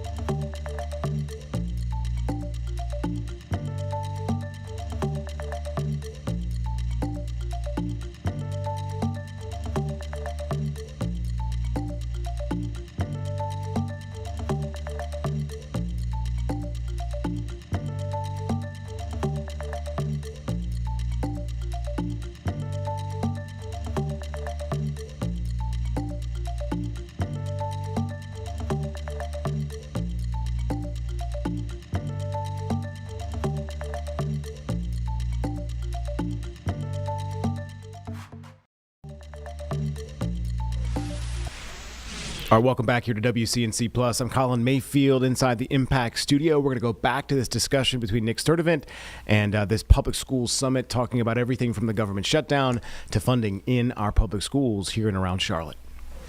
A lot of our children, these are maybe the only meals they're getting. And so that's a deep concern. So there are some hallelujah, great moments, great things, and things that folks are shaking their head with deep, deep concerns. With that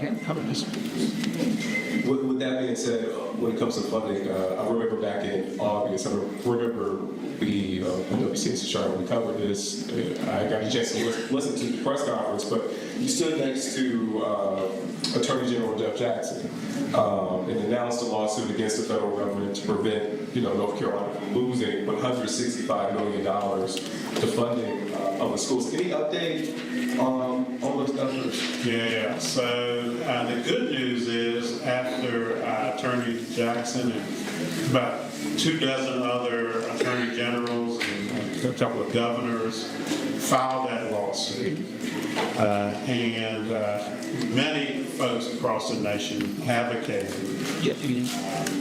and even Republican senators sending a letter over to the administration, which was about over $7 billion nationwide being withheld. And again, let's be real clear. This was money that was appropriated by Congress, that the administration had signed off on to have flow starting July 1, that they said, well, we're not going to do this. The good news is that the money did flow. It should not have taken any act of anybody for the money to flow, right? You might make different decisions with a new budget, but for money that should have already been flowing, it should have continued to flow. So that money did flow. Half of it flowed when in sort of the July, August time frame. And then we were, as I tell folks, I was concerned about whether the rest was going to flow come October the 1st. It has. And so we're pleased to see that. But we have to keep that, to me, if you ever needed sort of a signal of, you have to keep your eyes wide open on what may happen. We have got to be sure that we keep our eyes wide open. Let's not just sort of assume that even though money was forward funded, that they won't do something along the way, right? And so let's be sure we continue to advocate. But yet the money is flowing. The lawsuit, the parties have agreed to dismiss the lawsuit. And so very appreciative of Attorney Jeff Jackson. When I and others reached out, he said, we'll absolutely do this, and are you willing to sign an affidavit to stand up on behalf of North Carolina to state the facts for us? He said, you don't worry about that. I'm absolutely willing to do that. But I so appreciate him saying we will do this for North Carolina, and ultimately, as I say, for the benefit of the entire. That's weird. I have one last question when it comes to funding and as it relates to public schools. So the U.S. Department of Education announced recently that it's releasing $500 million to the charter schools program, marking the largest investment ever in the program. That grant includes $53 million over 5 years to the North Carolina Association for Public Charter Schools, which, of course, supports charter schools across the state. I just want to get your thoughts on this regarding this and how it impacts or how it would impact public schools in North Carolina. Yeah, so I appreciate that. In my role, I am supportive of all public schools, which do include our public charter schools, right? And so I want all of them to advance. When the Association for Public Charter Schools submitted its application for funding, I did submit a letter of support. My letter was really focused on a particular program that they wanted to put in place, which was around finances and trying to be sure that our charter school leaders get a lot more training on financial issues, because that is an area where there's absolute room for growth among our charter school leaders.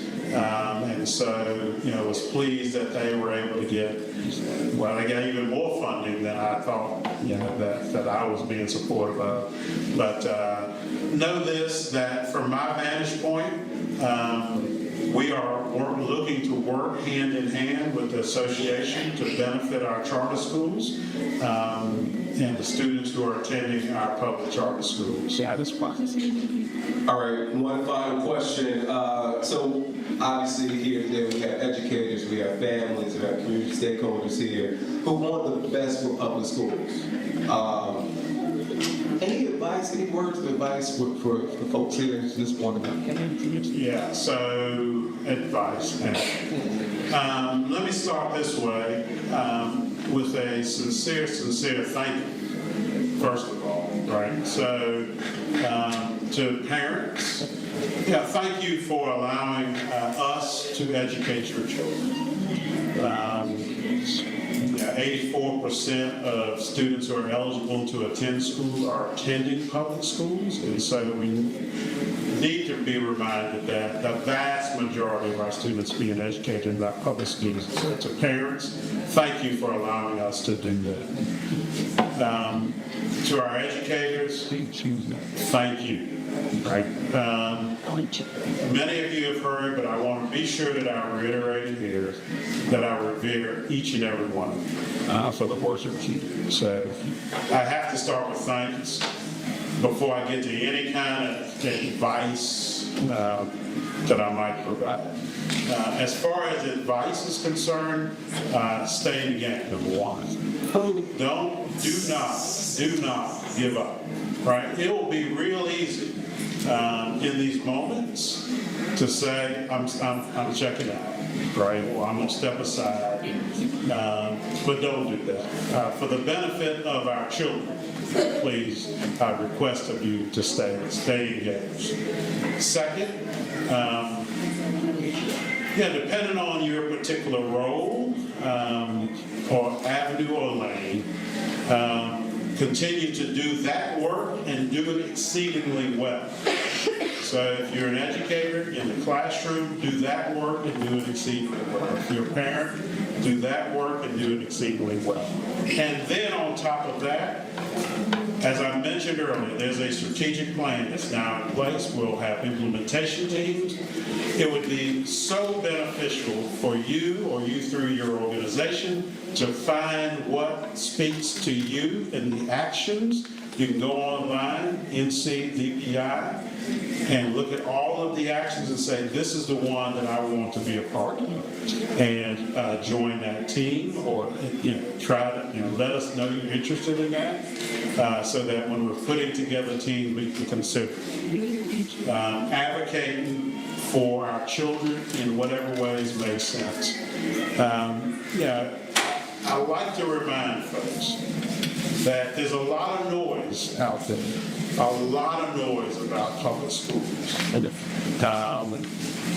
A lot of it is false. It's false. We have to be sure that we're telling the true stories about our public schools, particularly the awfully good things that are happening in our public schools. Let me just give you a couple of examples, and I'm going to wrap this up. But as I went around the state, folks would come up to me and say, "Mo, we need to have more career and technical education courses. Our kids need to be doing more of that." And depending on how much gray was in their hair or how little hair they may have, they need to be doing more vocational education, right? And I went back to the team, well, we got to do more. And my team said, "Mo, do you realize we are second in the country with regards to the number of students who are participating in career and technical education courses? Second in the country." the noise would suggest something else. The noise would suggest, I already talked about graduation rate, the highest in the history of North Carolina. The noise would suggest that our kids will not rise to the occasion, so we shouldn't be thinking about career, dual enrollment and things like that. Turns out that our kids, when they are given the opportunities, will do exceedingly well. Wait for some news to come out the next month around some things about North Carolina. Wait for the news. And understand that the noise that comes around is simply that. There's a lot of wonderful things going on. There are also challenges, absolutely. We are equipped to deal with the challenges. Make no mistake about that. I know as I go across this state, educators are well equipped to deal with it. If we get enough resources, we can make it happen. So I would just submit to you, be sure that you share, that you are a champion of public education, that you believe in public education, that you know that there are great things going on, and that you're ready to address the challenges that may be out there. That's what I would share as your thoughts. Let's give another hand.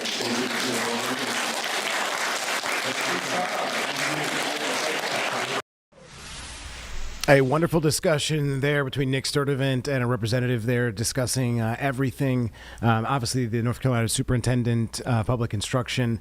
It's a weird time. He was discussing kind of the government shutdown, how that's impacting schools publicly, which is obviously a good segue to where we are going to go here at 2:30. We're going to have the North Carolina GOP Director of Communications, Matt Mercer, on to talk a little bit more about the government shutdown and some of the key dates. We are now 14 days into the government shutdown. There's been a tracker on NBC News kind of tracking what happens day to day. So as we are on day 15, it seems like the Consumer Price Index for September, scheduled for release on October 15th, is being pushed back now to October 24th with all these cuts. The Senate's going to vote for the 9th time on the House-passed government funding bill. So there are a number of things that are happening on these days, despite what's being done with the government shutdown and all the impacts. I guess we'll talk more about North Carolina right after we get back here from 2 minutes after this break. We'll see you in 2 minutes.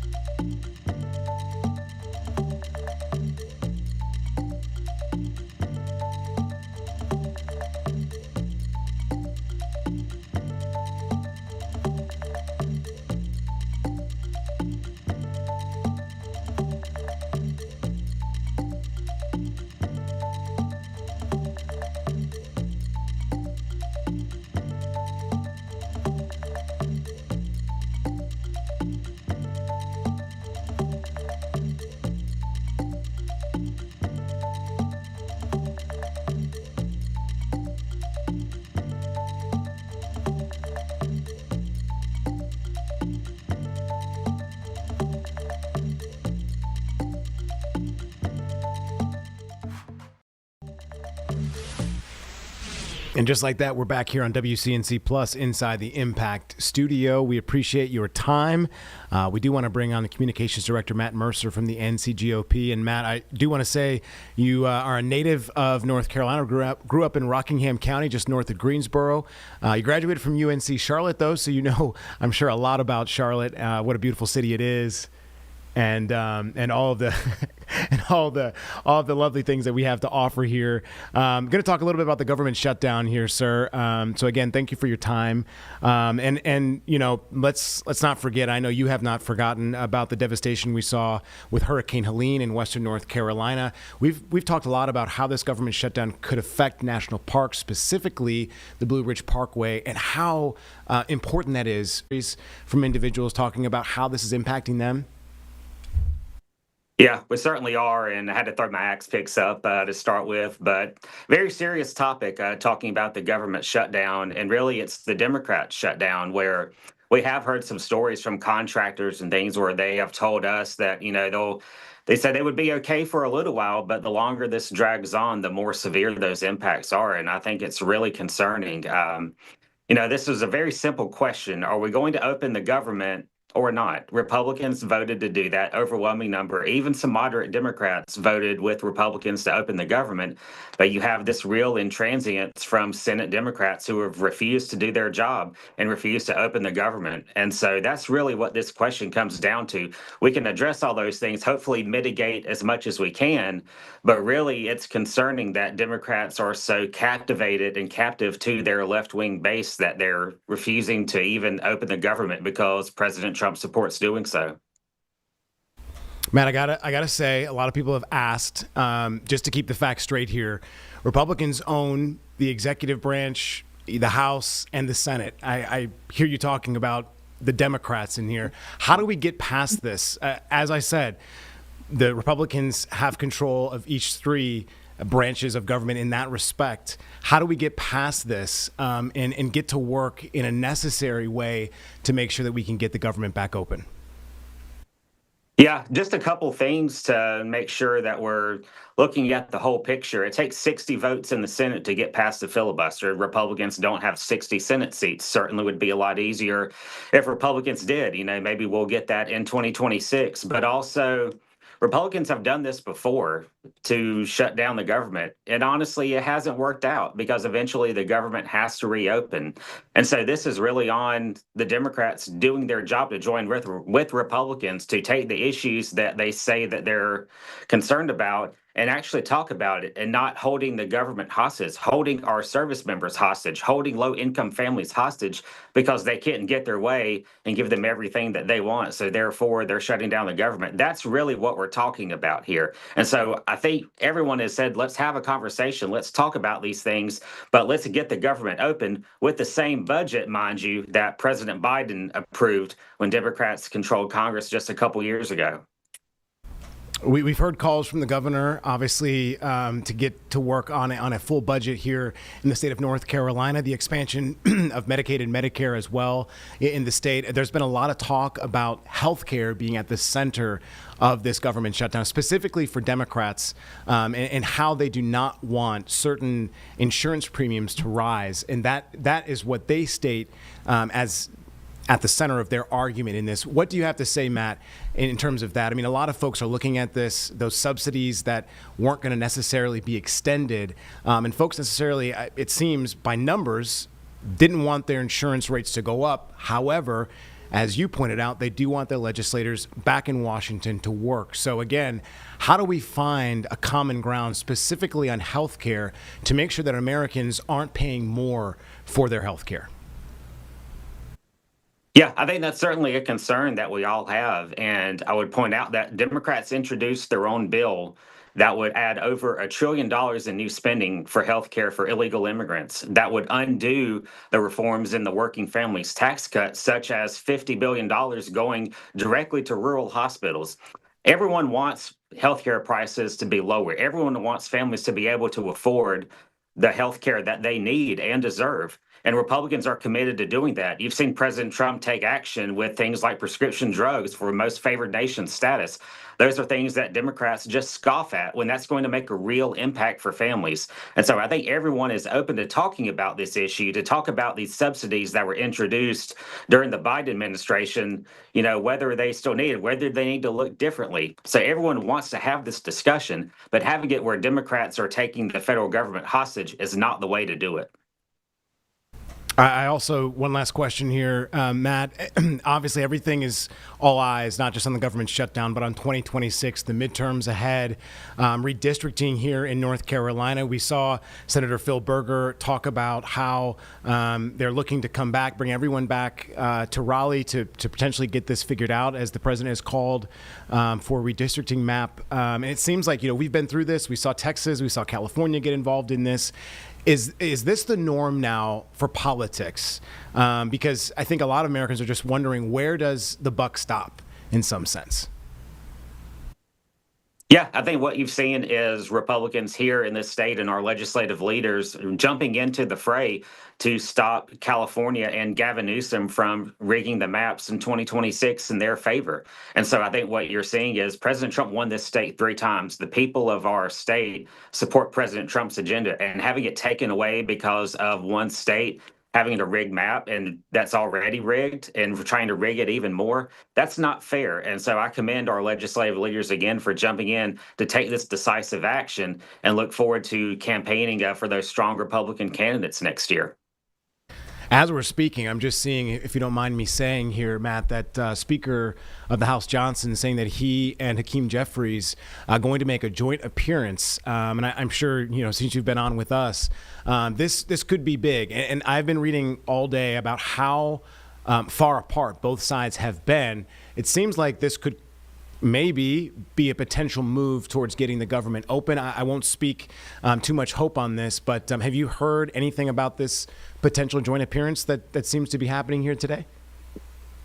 You're just telling me. I certainly think that would be interesting, and I think we'll all have to go run and watch and see what happens. So certainly hope the government gets open again, and so we can continue and have these debates, but not doing it where one side is taking the other hostage. Have a real negotiation, real discussions, and I think that would really be beneficial for the country. Mr. Matt Mercer, the communications director from the NCGOP. Mr. Mercer, anything else I didn't ask you that you wanted to elaborate on, talk about? Anything else that you had to say, sir?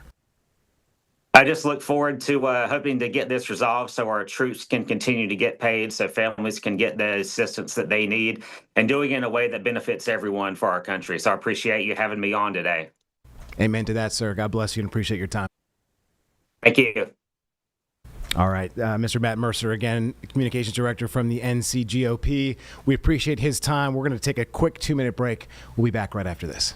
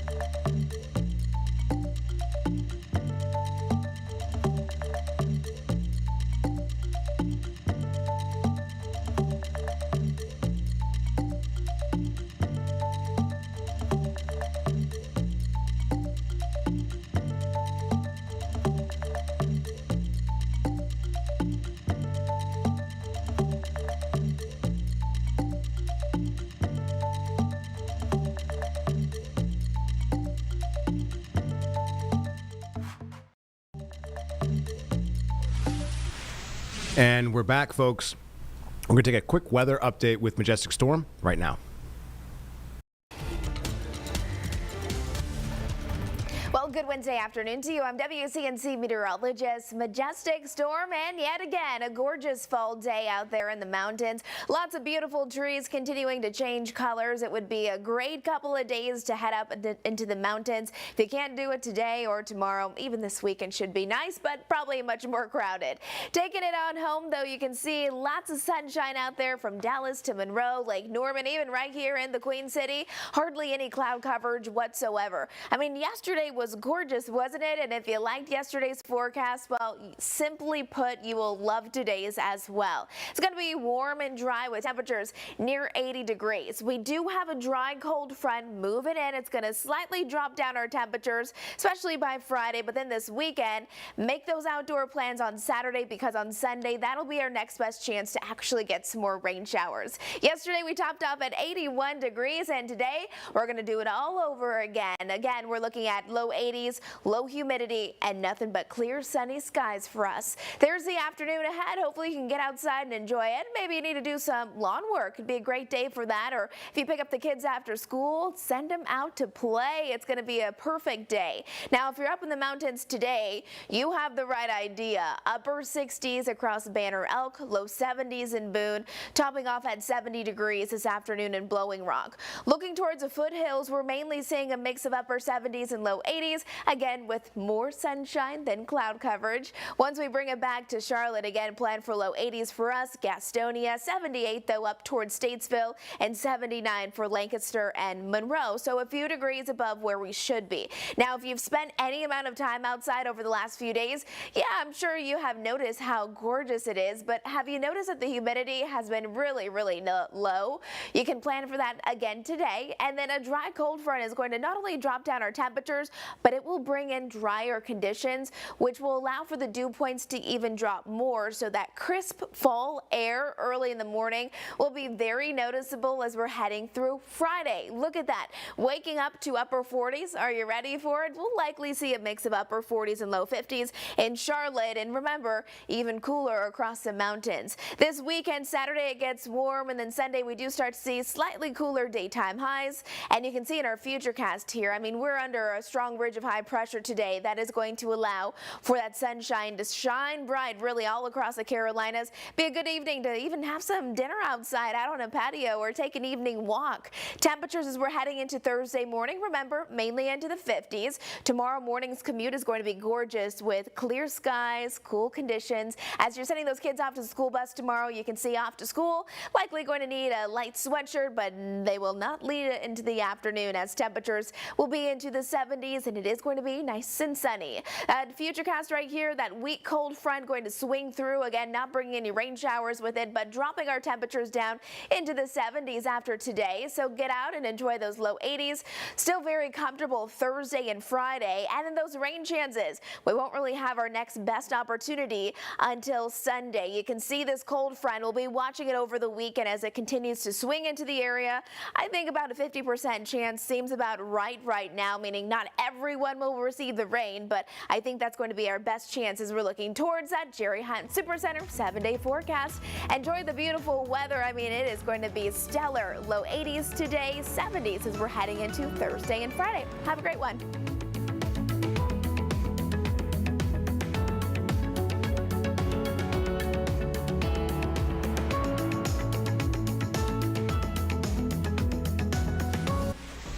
All right, folks, so sounds like we need some rain. Chances aren't going to get good for that until we get to the weekend. So unfortunately, for a lot of people's lawns and for their flowers, they probably could use it today, but obviously we're going to have to wait for that. We'll get an update with Brad at 4, 5, and 6 on WCNC. We do want to bring in Julie Kay, who has been following some of the coverage in terms of how nonprofits are being funded across the city, a specific partnership with the city. We've reported on this before, but the big change here, Julie, is that you were just talking about COVID-era ARPA funding. Sounds like it's going away, and they're not exactly sure how much money they're going to get. So let's just set the scene for us.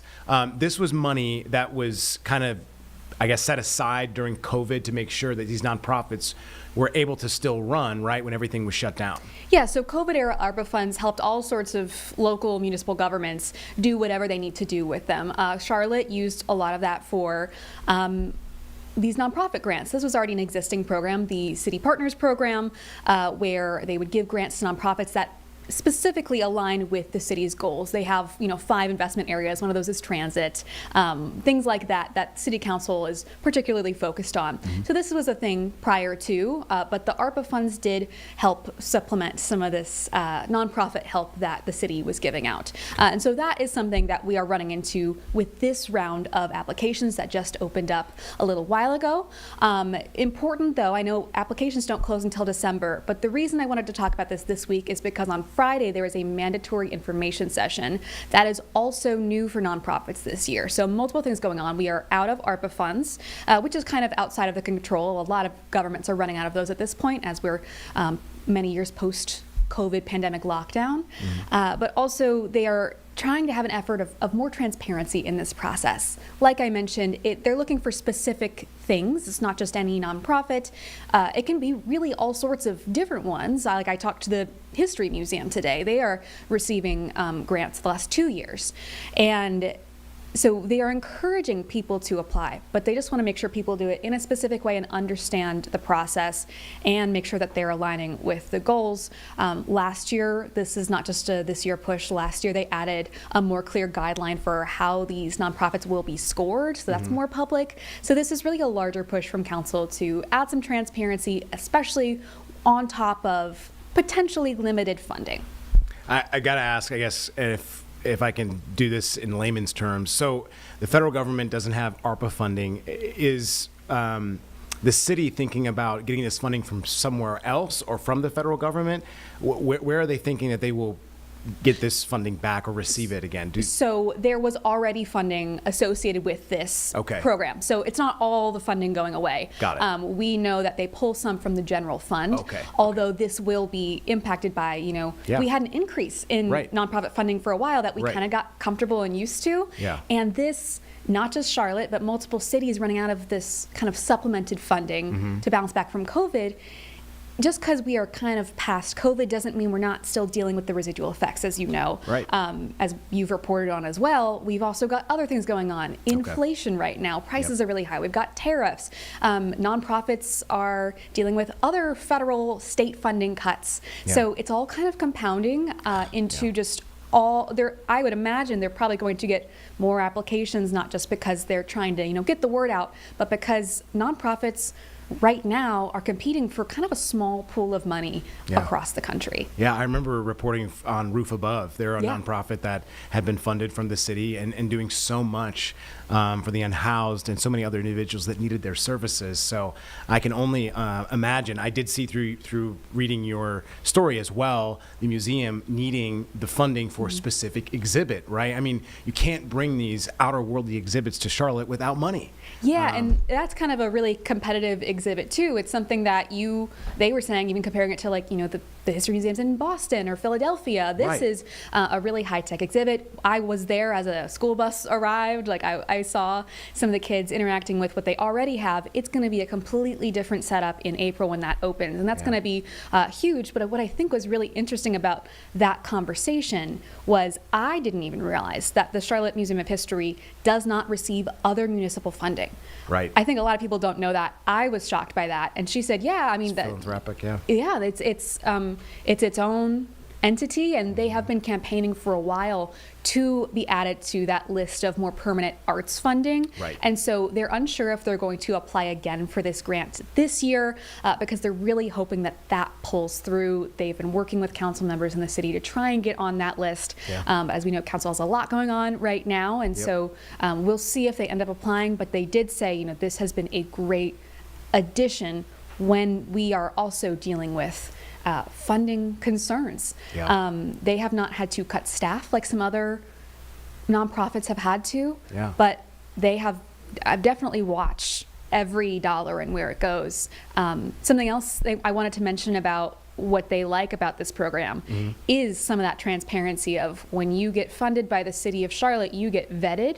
And so you know that if I donate to the Charlotte Museum of History, they are using vendors that have been pre-approved. They have, been very clear with what's going to what. So you know that the money is going to approved places that you'd want it to go to if you're donating. And so I think that's another piece of this is she has even acknowledged that the transparency part of this is good. They were, of course, already doing those things using approved vendors. Right. But this program is, she acknowledged the transparency in this program and thinks it's a good thing that they're trying to bring more, even if they don't continue to apply for this grant. Well, and first thing that comes to my mind is the economy, I guess, just because we have so much growth in this area, right? And when you talk about growth, a lot of those individuals usually are coming to this area looking for services, and a big part of that are nonprofits and small businesses, and those two sectors are being squeezed right now. Not only is there a government shutdown going on, but as you pointed out,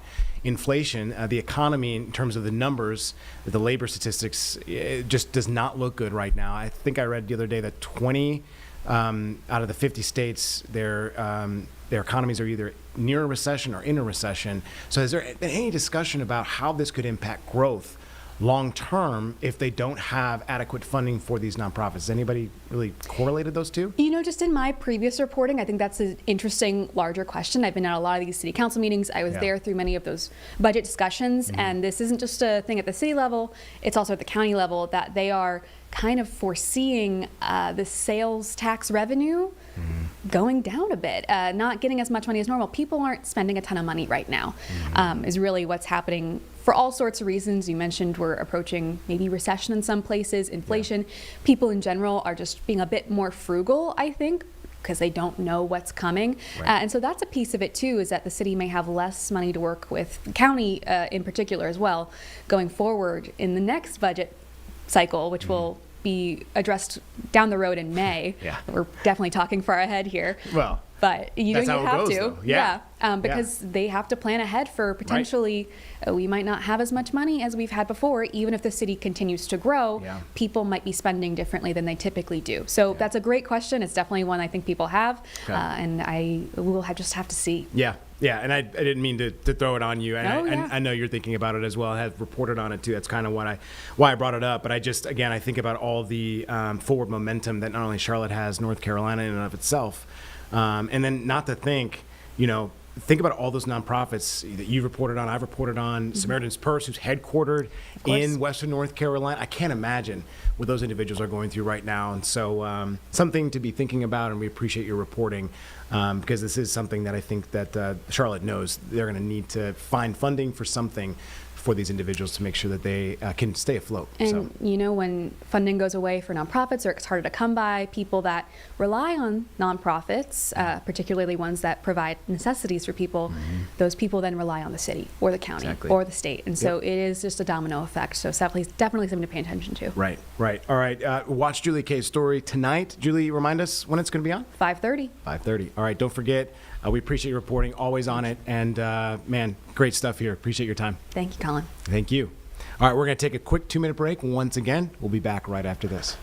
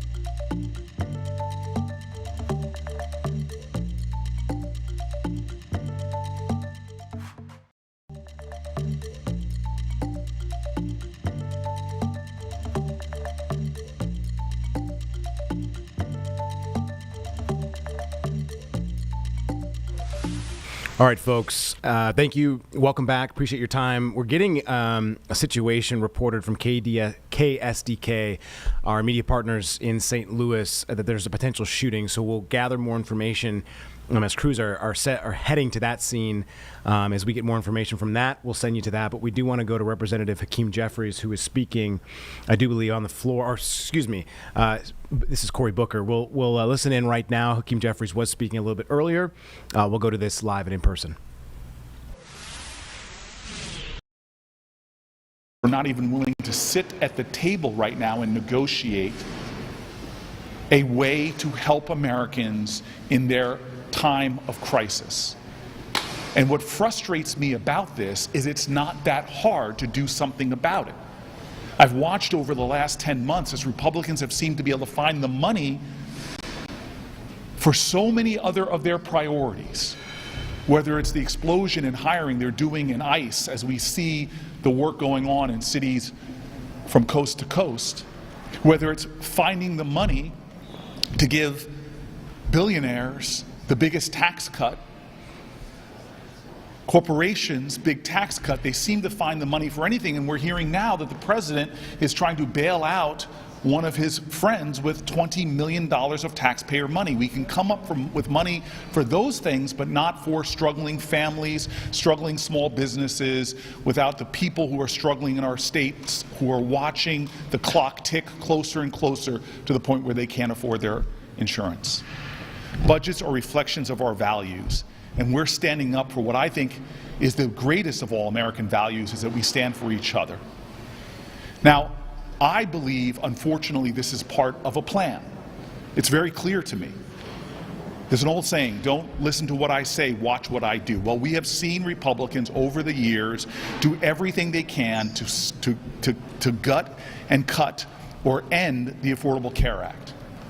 We watched them take dozens and dozens of votes in Donald Trump's first term to try to end the Affordable Care Act. And then they told us what they wanted to do should they gain power as they have in the White House, the Senate, and the House of Representatives. They literally spelled it out in Project 2025 that they wanted to gut, cut, and end the Affordable Care Act. And so here we are, watching their plan to take health care away from millions and millions of Americans. And so we say no. This is not about politics for us, it's about people. It's not about business as usual in Washington. It's about fighting something that's deeply unusual in Americans, where people in this body turn their back on Americans in their greatest state of crisis, because losing your health care, as millions will, if we do nothing now, is a existential crisis for so many American families. Where do you stand? Where do you stand when it comes for health care, to health care for American people? Well, I know where Democrats stand, and I'm proud to be standing for people's health care. I'm proud to be standing to defend against what Republicans seem intent to do, which is to end the Affordable Care Act.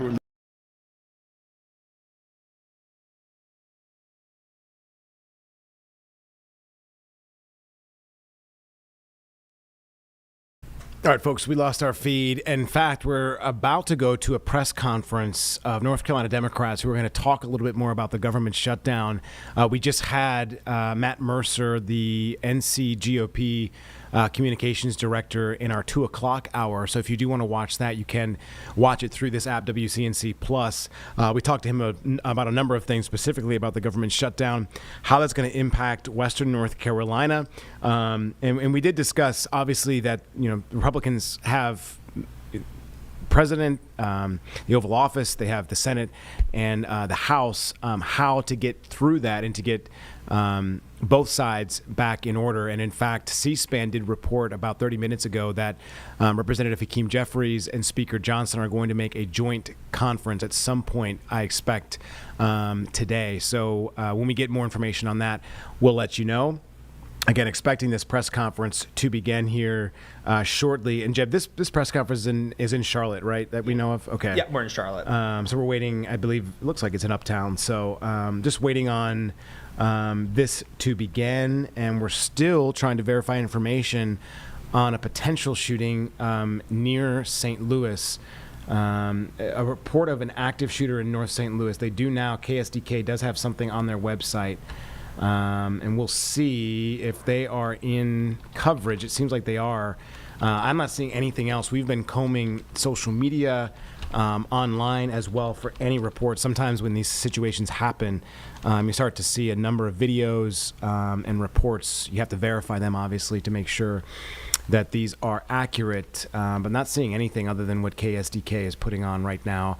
Looks like the live broadcast is starting soon. They do have some crews heading to the scene, but it does now look like we can report that an active shooter is in North St. Louis. That is all the information that we have at this moment. We were going to go to another senator speaking, but I do believe that press conference just wrapped up as well.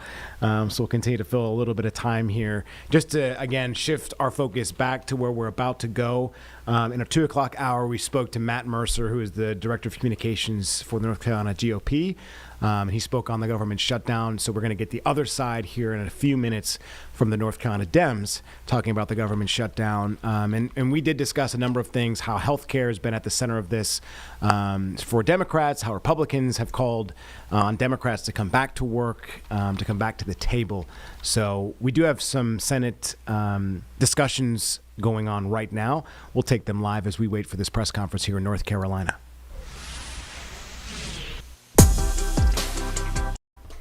All right, we're still waiting for this to come back. Sorry about that technical difficulty there. Sometimes, technology is not as quick as you'd like it to be. Again, this government, we have it back. We're going to go back to the feed here.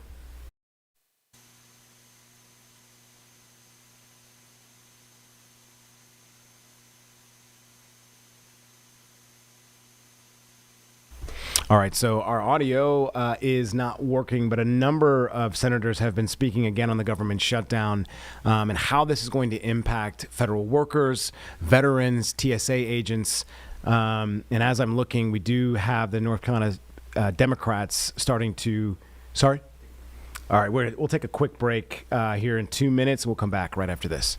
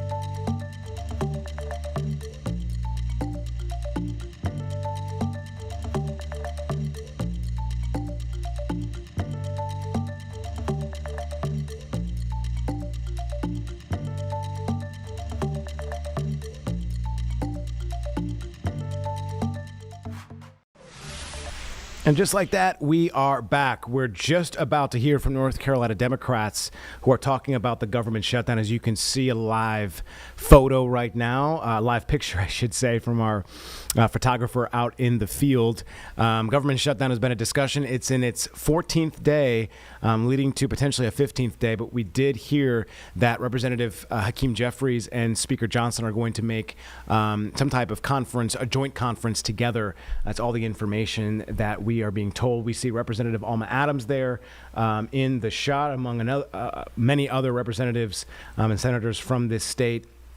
obviously in solidarity as they give their piece and their side on what they believe in response to this government shutdown is. A lot of talk on the Democratic side has been about health care, those subsidies attached to the ACA health care law that could have gone up, and that really the Democrats wanted to extend a discussion that they would like to have with the Republicans. So I imagine that will be a big part of this. And Republicans have been discussing that there's been numerous things they would like to see on their side as well. So we'll go to this as this is happening live right now. Thank you so much for joining us this afternoon, and to everyone who's come out to make a noise. Yeah. We've got to get people's attention. Personally, I can tell you, my husband's a federal worker, so I work with the party because of reasons like this. Right now, he is not getting a paycheck. So like so many people watching the stream, watching live, I understand your pain, but I also understand why we are trying to do something. Right now, I'm going to bring out our fearless leader of the Mecklenburg County Dems, Wesley Harris, to come out and give you a message. Thank you, Wesley.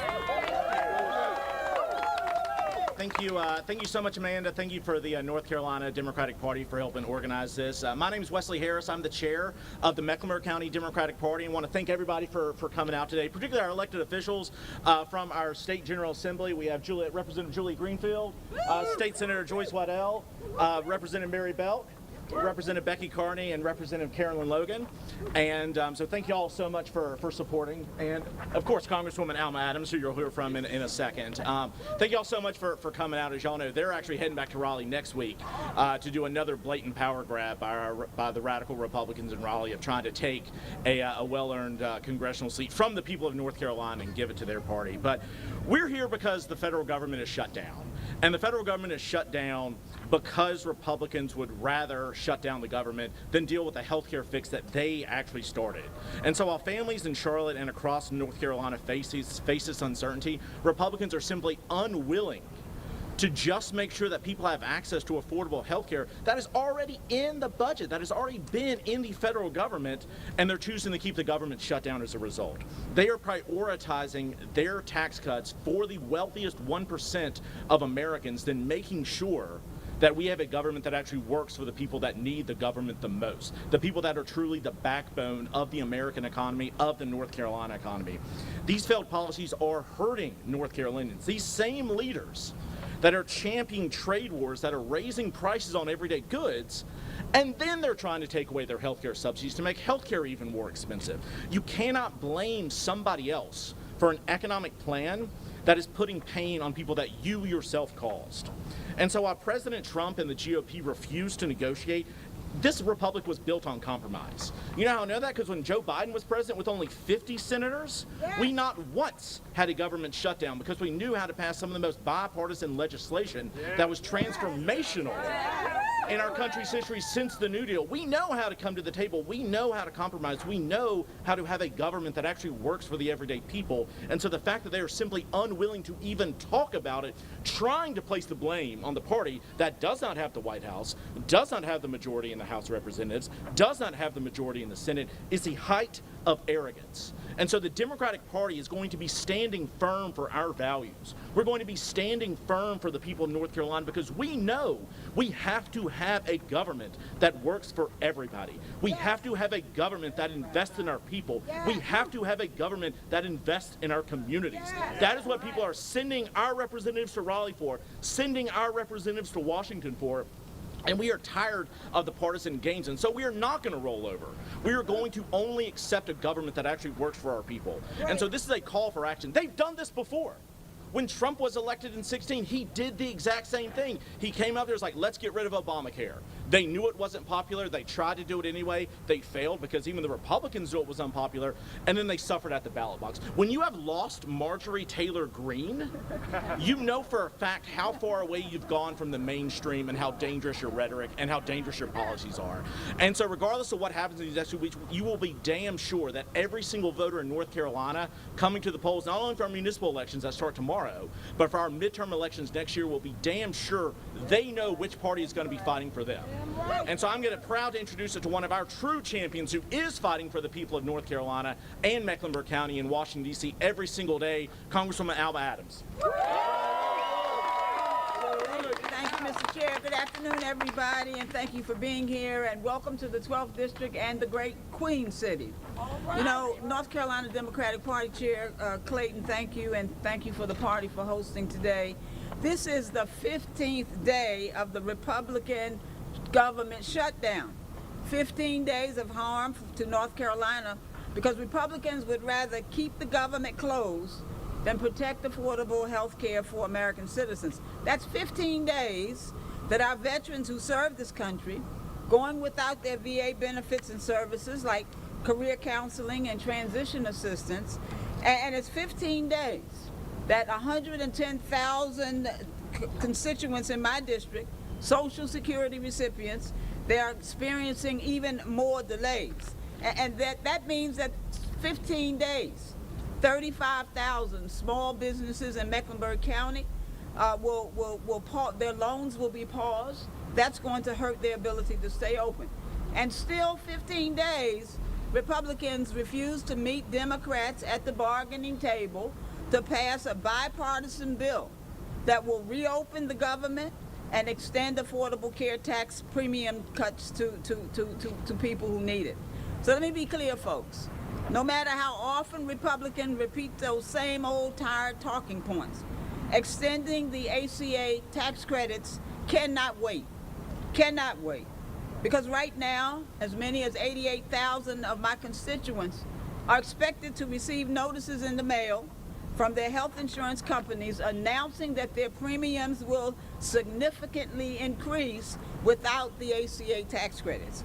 And so for a family of 4 in my district who may earn $64,000 a year, it would mean a 223% increase in their health insurance premiums. That's $2,500 more a year. They can't afford it.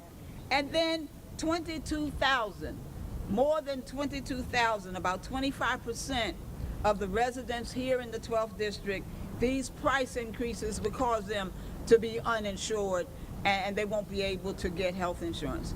And so the ACA tax credit program, it's not just cost saving, it's life saving. It's life saving. And so, you know, just a moment ago, the USDA has told states like North Carolina not to submit November SNAP benefits, stripping SNAP and WIC access away from our most vulnerable families, children, mothers. They have no excuses or no issues keeping American citizens sick and hungry.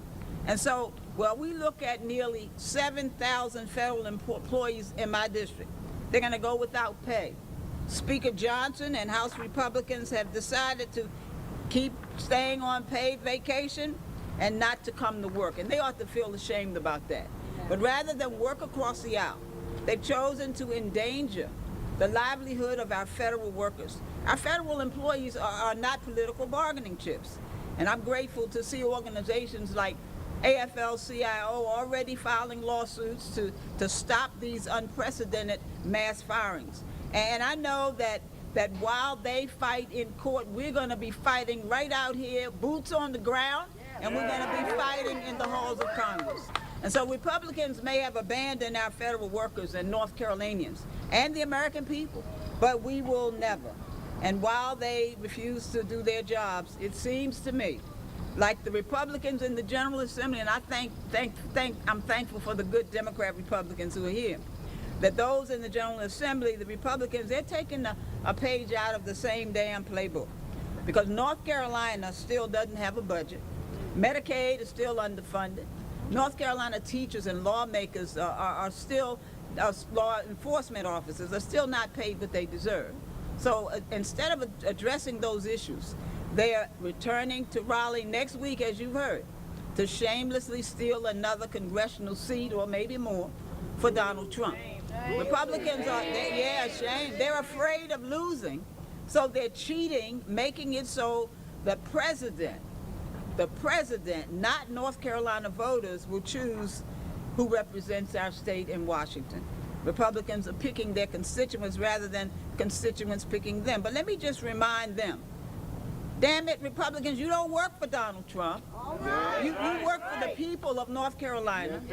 And you need to tell Donald that you don't get to redraw our democracy just to rig the results.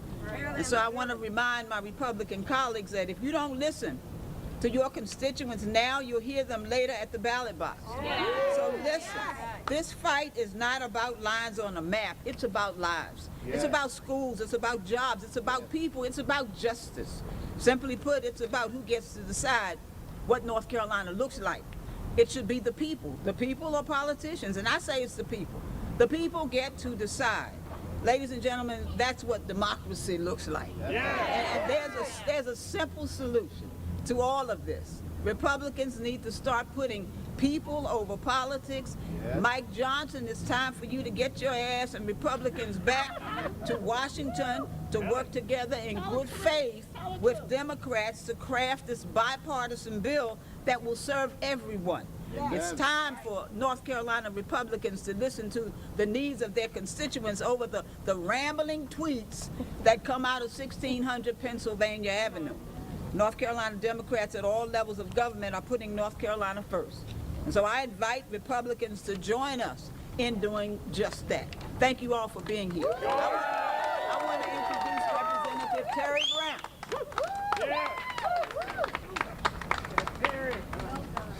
Good afternoon. My name is Representative Terry Brown. I represent House District 92 in Southwest Mecklenburg County. And as Representative Adams just said, we're entering another week of the Republican government shutdown in Washington, D.C. Tomorrow will make this the 5th longest government shutdown in United States history. Let's be clear. This failure falls squarely at the feet of the Republicans, not just in D.C., but in North Carolina as well. Republicans control the United States House of Representatives. Republicans control the United States Senate. Republicans control the White House. And yet, despite this complete unified control of our federal government, they are still refusing to show a modicum of leadership and a responsibility to show our people what they can do for the people of the United States. And here on the state level, it's not better. The Republicans control the North Carolina State House and the North Carolina Senate, and now we are getting ready to go into over 100 days without a state budget, and over a month without fixing our Medicaid reimbursement rates. Let's be clear about one thing. If Republicans wanted to reopen the government and protect the people of this country and the people of this state, they would. But they don't want to. They don't believe in a government that works for the people. They don't believe in a government that works for people that look like the folks behind me right now. They don't want to make people's lives better. They would rather burn the government down and watch the ashes fall on the everyday American citizen. Over this summer, the president's one big horrible bill began the process of ripping away Medicaid from hundreds of thousands of North Carolinians. And last month at the end of our General Assembly session, the General Assembly failed to properly fund Medicaid, leaving a gap of over $300 million, triggering rate cuts to providers and service cuts to patients across the state. That's not just numbers. It's not just dollars and cents. It's people's lives. Mental health in North Carolina just got an 8% Medicaid decrease, and wait lists are growing every single day. These wait lists affect families. They affect homes. They affect people's ability to make a living and take care of their children. People can't see the doctors that they need. Diagnoses are going missed, and long-term health consequences are growing every single day. The Republicans don't care. The Republicans shut down the government to prevent working people from having access to affordable health care, and instead of funding health care coverage and making our state healthier, they're doubling down on tax cuts for their wealthy friends. That's not the country and that's not the state that I know we believe in and the state that we deserve. There are 140,000 North Carolinians who are furloughed with no end in sight. That means they don't know how they're going to pay their rent. They don't know how they're going to pay their bills, their mortgage, their utilities, their kids' daycares. They're affected every single day because the radical Republicans in D.C. refuse to show a modicum of leadership.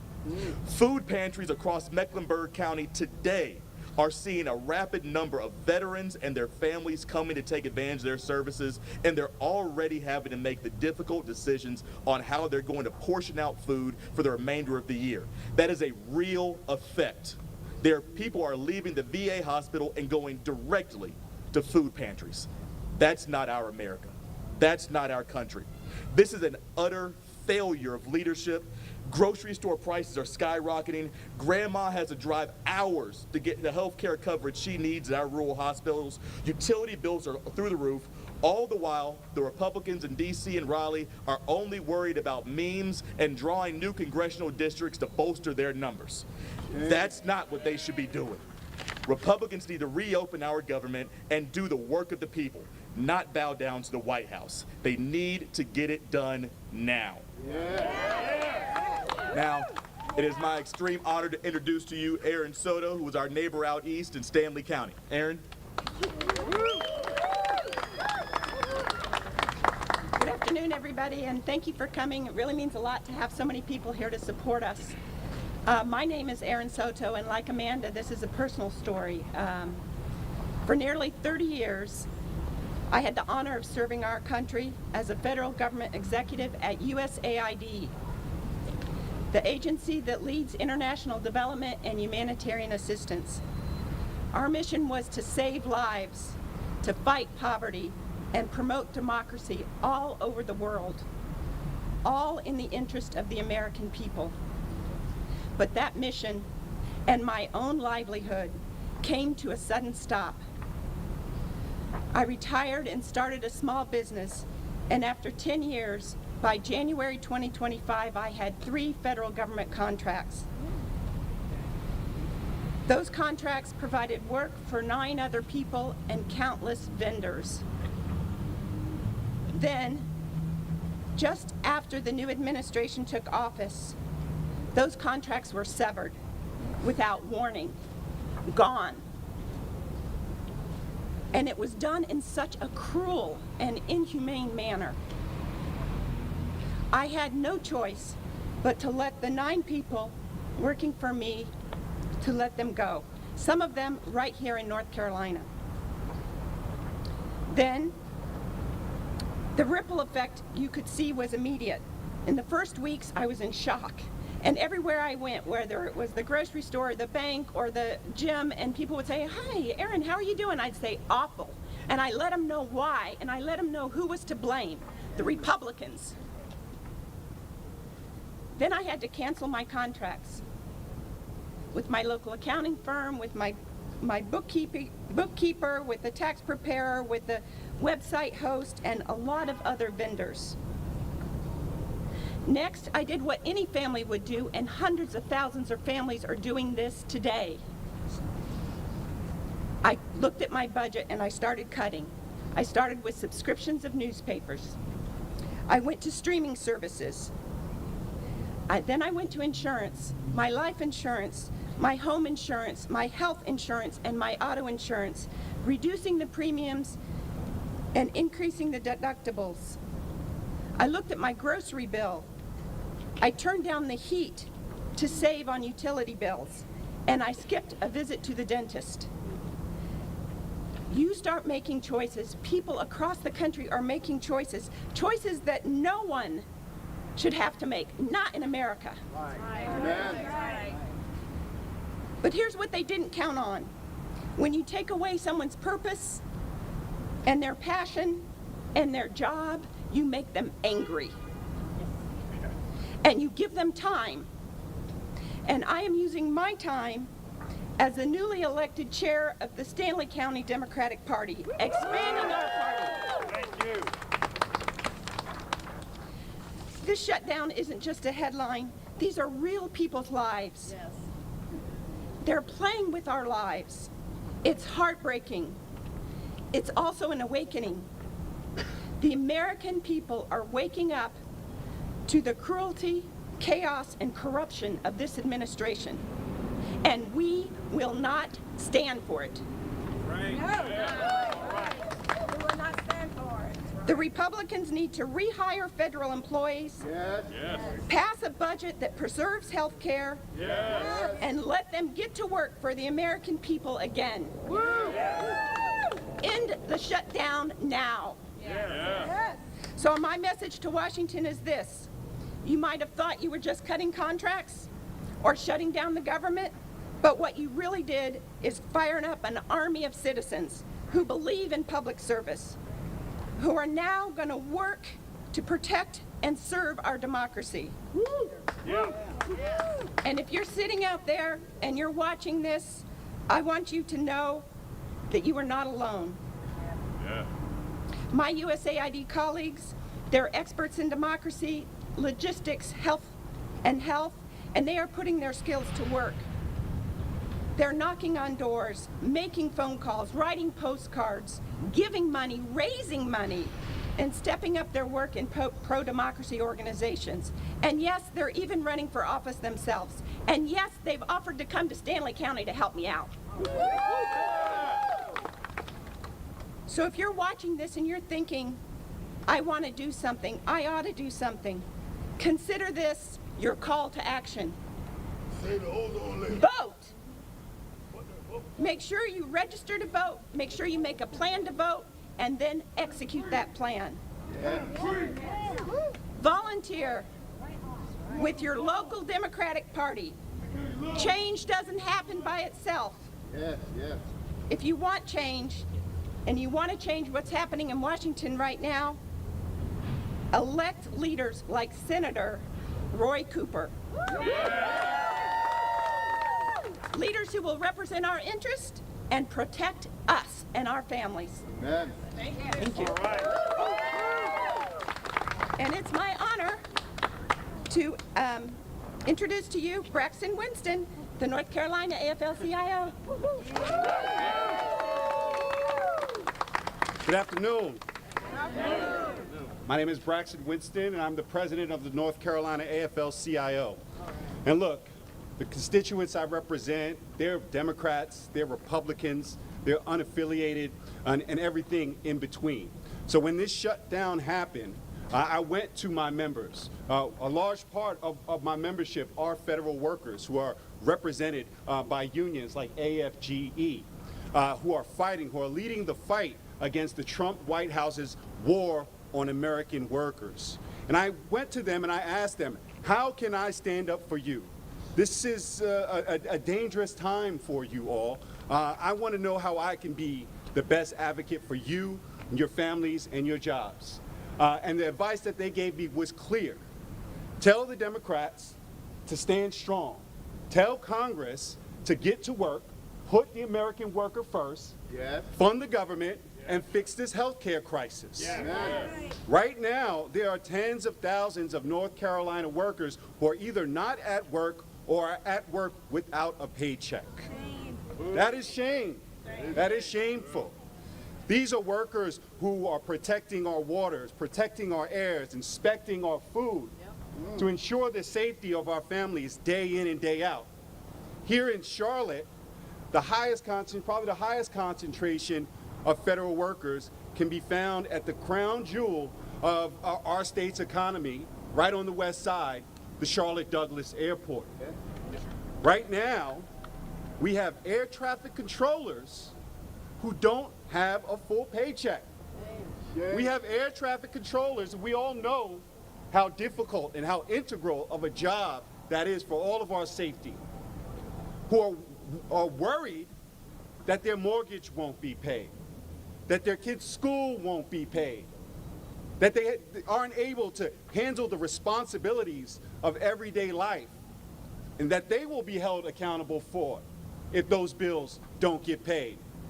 So I don't know about you, but it shouldn't be a partisan issue for us to want our air traffic controllers to be able to concentrate on landing and taking off planes, not whether or not their household budgets are going to make it. I talked to my representatives who represent our TSA agents through, via AFGE. And they told me, yes, go out there and tell folks our people are still on a job and we're going to keep going to work. But it broke my heart. It broke my heart when, as we were saying goodbye, he said, President Winston, we just want to know, is there room at the House of Labor in Raleigh to store food? Because we have to bring in donations for food pantries, because while our folks are going to work, they can't afford to feed their families.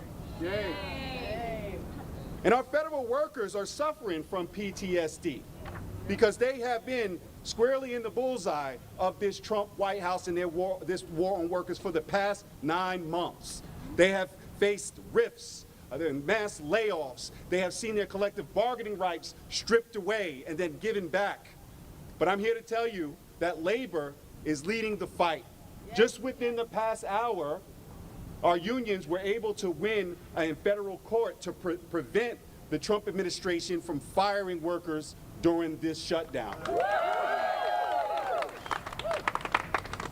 And look, for those in the private sector, we're not safe.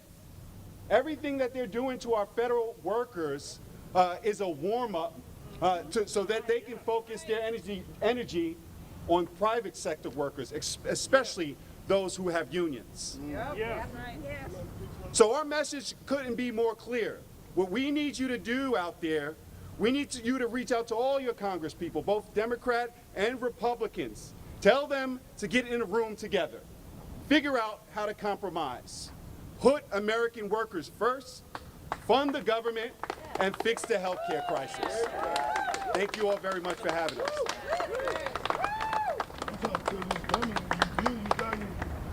All right, I want to thank all of our speakers for coming out today. I want to give a couple other shout outs. Kimberly Owens, who's running for City Council District 6, which again, voting starts tomorrow, so come on out and vote. And so we're happy to open it up to any questions. So yeah, whatever y'all got. Questions, reporters? Yeah. Maybe you're with, sorry. Yes, Mary Ramsey with the Charlotte Observer. Just curious for any of the elected officials that are here, are there any specific concerns that you're hearing from constituents who have been directly impacted in the first 15 days of the shutdown? Farmers. Healthcare workers and those with child care workers. Yeah, healthcare workers and those with small childs. Again, most of our, government employees are not the most well-paid people in the economy, and so a lot of them are working paycheck to paycheck. And so just missing one paycheck is a huge strain on most household budgets. Missing 2-3 paychecks, that can change the whole ball game. And so it is something that's going to ripple down to every single layer of not only our employees and our government, public servants. They're called public servants for a reason, but our entire economy as a whole. Farmers, remember, Nancy, it's farmers. #1 industry in North Carolina. They're hit, their markets are gone, fertilizer's up, all the costs are up, and the sales are down, and they're failing. Families with children with disabilities. I'm working with 2 families just trying to figure out how to get them some funding because they rely on Medicaid and they rely on Medicaid waivers, and so they're very skewed. The WIC program, SNAP program, many of our seniors, many of our elderly depend on food from SNAP and WIC to support their families and themselves. Any other questions? Thank y'all so much. All right, thank y'all. Appreciate it. Yeah, thank y'all.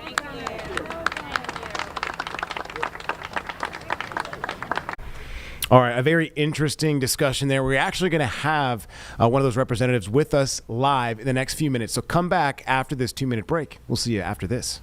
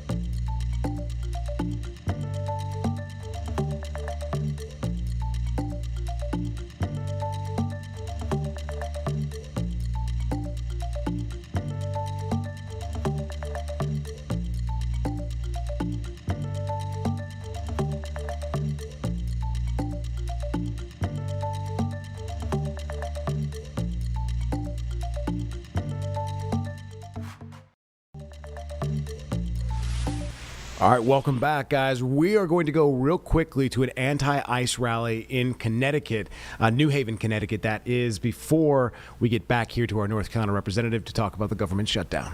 How we treat Jesus himself. And so thank you all for showing up. Thank you to this group of wonderful leaders who are coming together to show a sign of unity against this action. If we want to make sure this doesn't happen to anybody else in Hamden, in Connecticut, in all of the U.S. So thank you all for sharing this story. Talk to your friends about this. Get it on all of the news sites. Let's get the word out there so people know how terrible it is out there, and we can start to stand up and fight back. To start to stand up, fight back. Stand up, fight.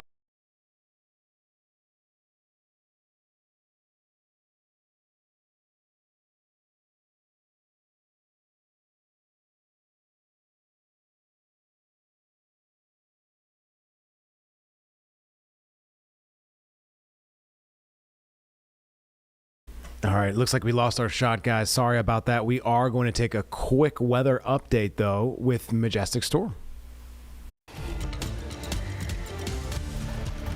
Well, good Wednesday afternoon to you. I'm WCNC meteorologist. Majestic storm, and yet again, a gorgeous fall day out there in the mountains. Lots of beautiful trees continuing to change colors. It would be a great couple of days to head up into the mountains. If you can't do it today or tomorrow, even this weekend should be nice, but probably much more crowded.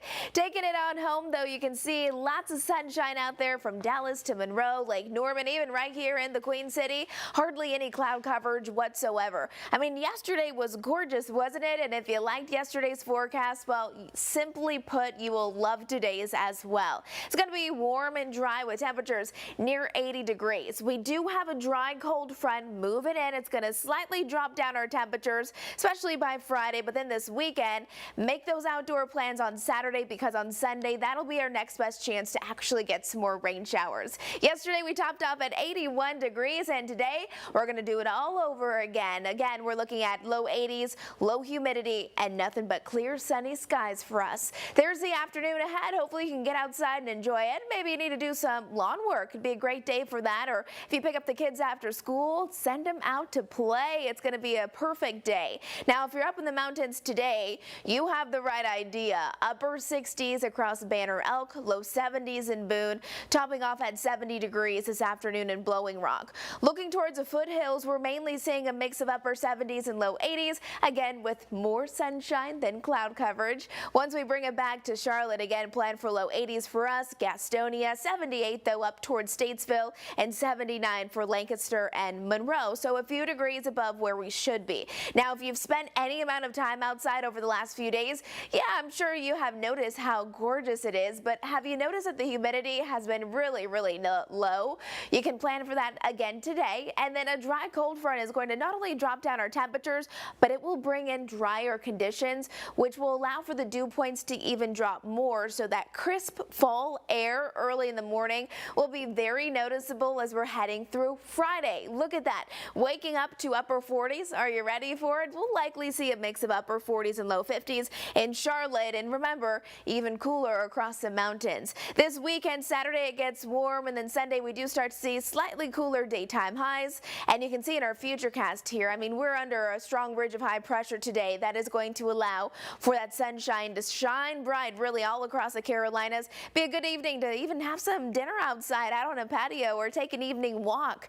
Temperatures as we're heading into Thursday morning, remember, mainly into the 50s. Tomorrow morning's commute is going to be gorgeous with clear skies, cool conditions. As you're sending those kids off to the school bus tomorrow, you can see off to school, likely going to need a light sweatshirt, but they will not lead it into the afternoon as temperatures will be into the 70s, and it is going to be nice and sunny. That futurecast right here, that weak cold front going to swing through, again, not bringing any rain showers with it, but dropping our temperatures down into the 70s after today. So get out and enjoy those low 80s.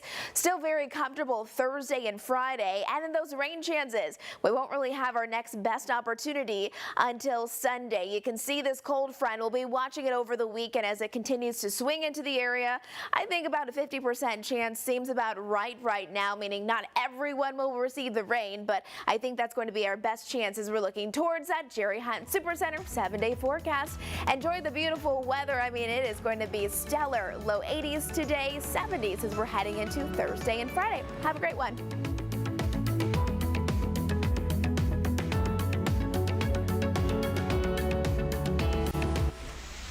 All right, sounds like we need some rain, but it's going to be a beautiful couple of days either way you look at it. So, of course, hopefully we'll get more rain in the coming days. Brad will update us at 4, 5, and 6 tonight here on WCNC. We do want to talk to a number of North Carolina Democrats, Representative Brown, Braxton Winston, who just spoke, and the Stanley County Chair, Democratic Chair, I should say, Aaron Soto. We're going to just ask some broad questions here to all of you real quickly. Talk about the government shutdown. We just had Matt Mercer from the NCGOP on last hour talking about how the government shutdown in their eyes really comes down to Democrats coming back to the table. They're calling on Democrats to come back to the table. I pointed out in our last hour, though, Republicans do own the Oval Office, House of Representatives, and Senate. So how do we get past all of this conjecture and move forward here? Yeah. Well, thank you for having me on. I think that's a fantastic question, and I think you hit the nail directly on the head. When you take a step back and you look at what the circumstances are surrounding this shutdown, Republicans have consistently talked about how they have control, how they have a mandate. Like you mentioned, they control the United States House of Representatives, the United States Senate, and the White House. If they want to get something done, if they want to deliver for the people of the United States of America, they have the power to do so. You can't brag about a mandate and then not deliver with that. So it's not on Democrats. Democrats are always willing to come to the table. Democrats are always willing to work for the people of the United States and the people of North Carolina. But when you have all the power in the world and you're still refusing to get done, you have to look at yourselves in the mirror. I got to ask Representative Brown, we had seen that Representative Jeffries and Speaker Johnson were going to make some type of joint conference. I'm sure you guys will be briefed on that at some point. You've been very busy throughout the day. But how do we, again, work together to get both sides? And again, you know, a big discussion about this has been health care. Mr. Mercer pointed out that Democrats are trying to give these subsidies to illegal immigrants. I pointed out that is illegal under the current law. And again, there was more discussion on him saying that they do want to come back to the table to talk about those health care subsidies. The biggest part of this was, right, those subsidies being extended and potentially it could have impacted for millions of Americans, their health insurance going up. That's a big crux of why you guys want to get this done, correct? So, yeah, and so I'll tell you one of the biggest things we have to think about, and here I'm on the state level here in the State House, but we've been in constant communication with our federal representatives. But the biggest thing you have to think about is what we are trying to advance for the people of the United States and the people of North Carolina all at the same time.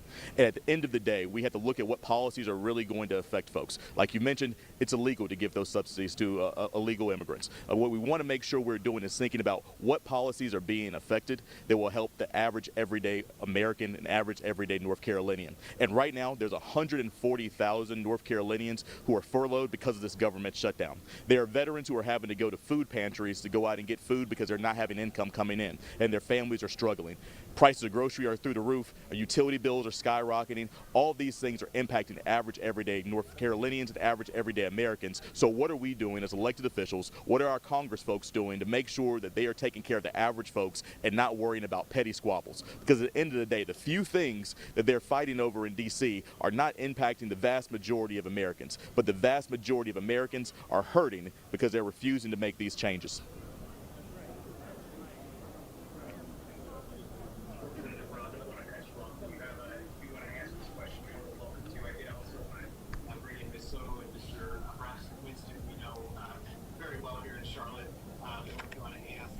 Hearing from workers, there are a lot of workers that are going without funds right now, specifically, as you know, Charlotte Douglas TSA workers still on the job, still getting people through the airport. What would you say those individuals who are waiting, who are wanting some semblance of movement forward in this? And it seems like both sides are trying to do something in some sense, or at least that's been the claim here. But what would you say to those individuals right now?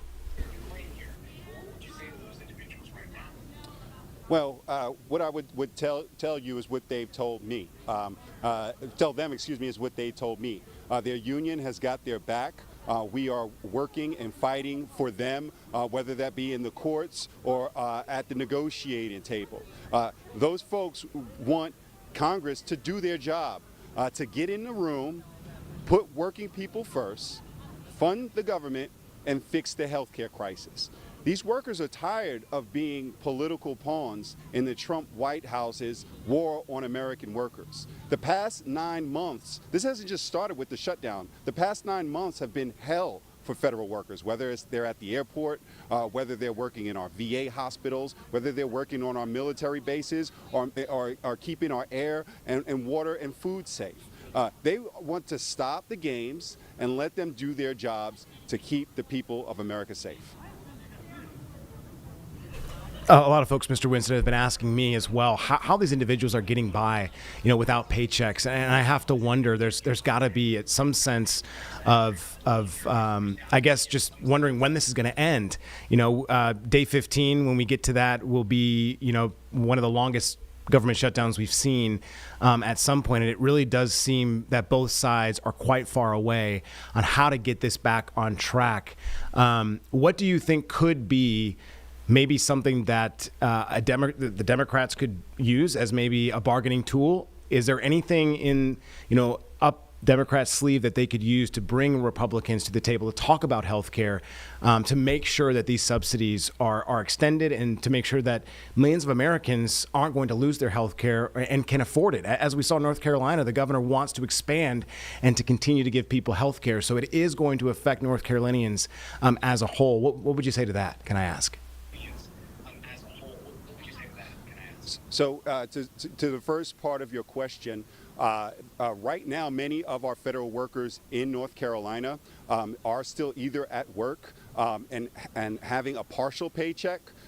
So right now, specifically at Charlotte Douglas Airport, for example, our TSA agents as well as our air traffic controllers got a partial paycheck this week. But if this goes on any longer, it is likely they will have zero paychecks going forward. So for people that work and make it paycheck to paycheck, this is incredibly difficult. And ultimately, the first phase of relief will fall on us, the taxpayers, because they will go into our state unemployment systems, right? And have to draw those accounts down. But when you say, what do Democrats have to do to have something up their sleeves, the policy discussion is very simple. Republicans don't have the votes to pass what they want, so they need to get to the table. The Democrats in Washington have presented many different options for directions that this can go. Right now, what is on the table is extending those ACA subsidies so they can fund the government and put working people first. Congress simply just has to do their job. That is what the job of legislative bodies are. That's what I did when I was on city council here. I wasn't always able to get everything that I wanted. I wouldn't compromise my values, but I sat across the table to find out what common ground do I have with the people that disagree with me. That's what Republicans need to do. That's what Democrats are doing right now. They are in Washington waiting to do the work. We need Republicans to do the same. Appreciate you fielding both of those questions, Mr. Winston. Again, I do want to bring in Jesse Oppenheim, if you don't mind, North Carolina congressional candidate, who is also there, just replaced the Stanley County Chair, Aaron Soto. Ms. Oppenheim, thank you for, I don't think this is, but yes, we obviously want to talk a little bit more, Jesse, about how the midterms, right, could impact some of what we're seeing. I think a lot of Americans are in lock and step with not wanting their health care to go up, to have their prices, everything seems to be going up. We can talk about the economy as well at some point, but things don't look good there as well. So I think there's a lot of pressures on the American people at this time, which could lend to the midterms being a big swing. I know that you're preparing your candidacy. What are you thinking about as we go into this government shutdown and continue it? And how are you going to, I guess, talk about and kind of let folks know what you want to do if and when you do get elected? That's a great question. Thank you so much. Look, budgets are about priorities, and the Democrats' priority is ensuring that people have access to health care. That's what matters to me. And when I'm talking to folks on the campaign trail, that's one of the main things that I'm talking about. And people are really resonating with that. And you've talked about the midterms coming up. The tagline for my campaign is common sense in uncommon times, right? These are uncommon times that we're living in, but that shouldn't mean that we abandon our common sense. And common sense demands that in this time, in this place, in this, the richest country in the history of the world, that we provide a basic level of health care for our people. That doesn't mean that we need to establish crazy things for folks, but we also need to make sure that we're providing a basic level. Folks shouldn't be going broke to see a doctor. People shouldn't be having to drive an hour just to see a doctor, let alone in an emergency. Common sense demands that we provide basic healthcare services for our people and our veterans, our elders, our youth. Kids today need to be vaccinated. These are common sense items. Appreciate you fielding that, Mr. Oppenheim. I do want to ask Wesley Harris, who's the chair of the Mecklenburg County Democrats, really quickly, because a lot of the discussion that one of our reporters has been having is the budget, how nonprofits are going to be funded, that ARPA funding is going away. And I was kind of correlating that to some of the growth in the area, right? And how folks come to this area, how they sometimes they're looking for those services, looking for information. And a lot of times our small businesses, our nonprofits are in a position to help those individuals. Do you believe that if this goes on, if certain funding isn't available for certain nonprofits, certain businesses that really do a lot in our community, could that impact not only our economy, but the growth that we're seeing here in North Carolina?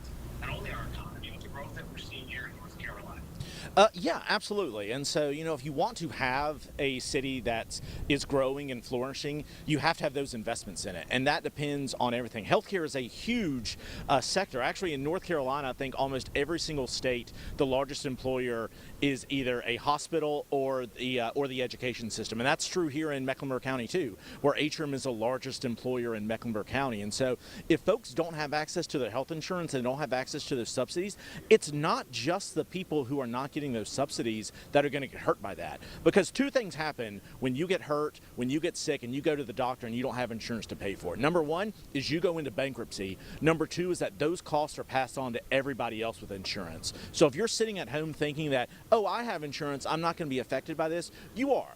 Because as that uncompensated care rises, it's going to push onto you. And it is going to continue to raise costs in our area, which is going to hurt the ability of our city and our community to grow. Because if you look at where we are right now, every city has two choices. You can grow or you can die. And this is Charlotte's time in the sun. This is North Carolina's time in the sun. We are growing. We have a great business environment. We have great communities. It's affordable compared to other parts of the country. And that only continues if we have a government that continues to invest in our community, if we have a government that continues to invest in our people. And the longer this shutdown goes down, the longer people say that this state and these representatives in North Carolina aren't interested in making these investments that we all need to succeed. And it's going to cost us all in the long run.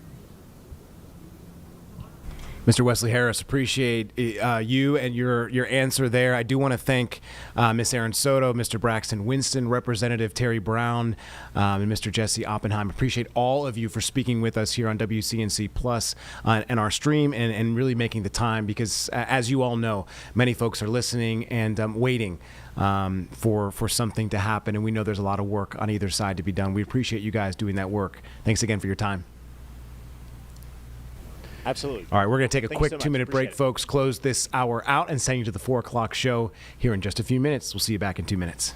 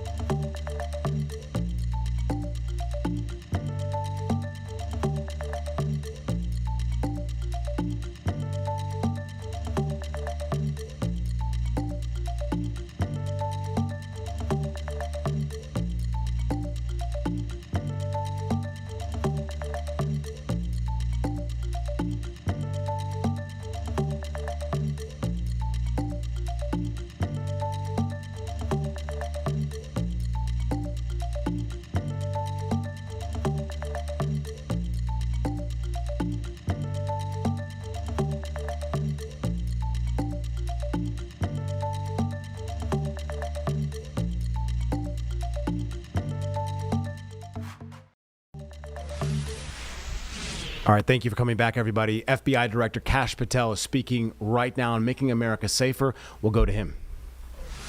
Prosecutors who know how to bring cases and make sure these arrests stick. And that's what the Attorney General and the Deputy Attorney General have led the charge across this country, because arrests without prosecutions are meaningless. We are deterring criminals from doing this activity. We are preventing criminals from coming into America. And we are absolutely crushing violent crime like never before and defending this homeland, sir. And not to mention, I almost forgot this one, it took you, sir, 2 weeks to get the Abbey Gate bomber. Joe Biden had 4 years to look for him. You got him in 2 weeks, thanks to the interagency effort by the FBI and the CIA, went to Pakistan, and now 13 brave warriors who were senselessly murdered because of the disastrous Afghanistan withdrawal. They have justice, their families have a peace of mind, and we're going to continue to find the others, Mr. President.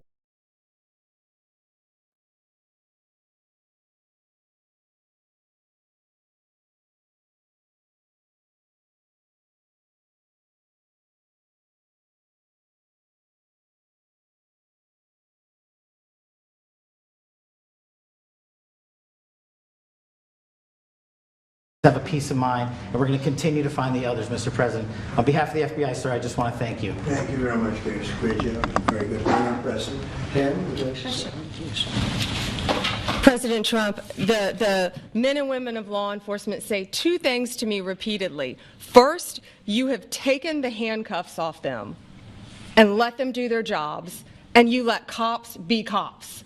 That's why all this is happening. The director, the deputy director are working around the clock. All of these great men and women in the FBI, they have families at home, and they are working during a government shutdown right now. Many of them have small children. Many of them, I was talking to an agent this morning, many of them have babies at home, and they are working around the clock to not only keep our country, but our world safe. And that's what Operation Summer Heat did. Thank you, Director, and to the Deputy Director for everything you did on behalf of the Department of Justice, and you're going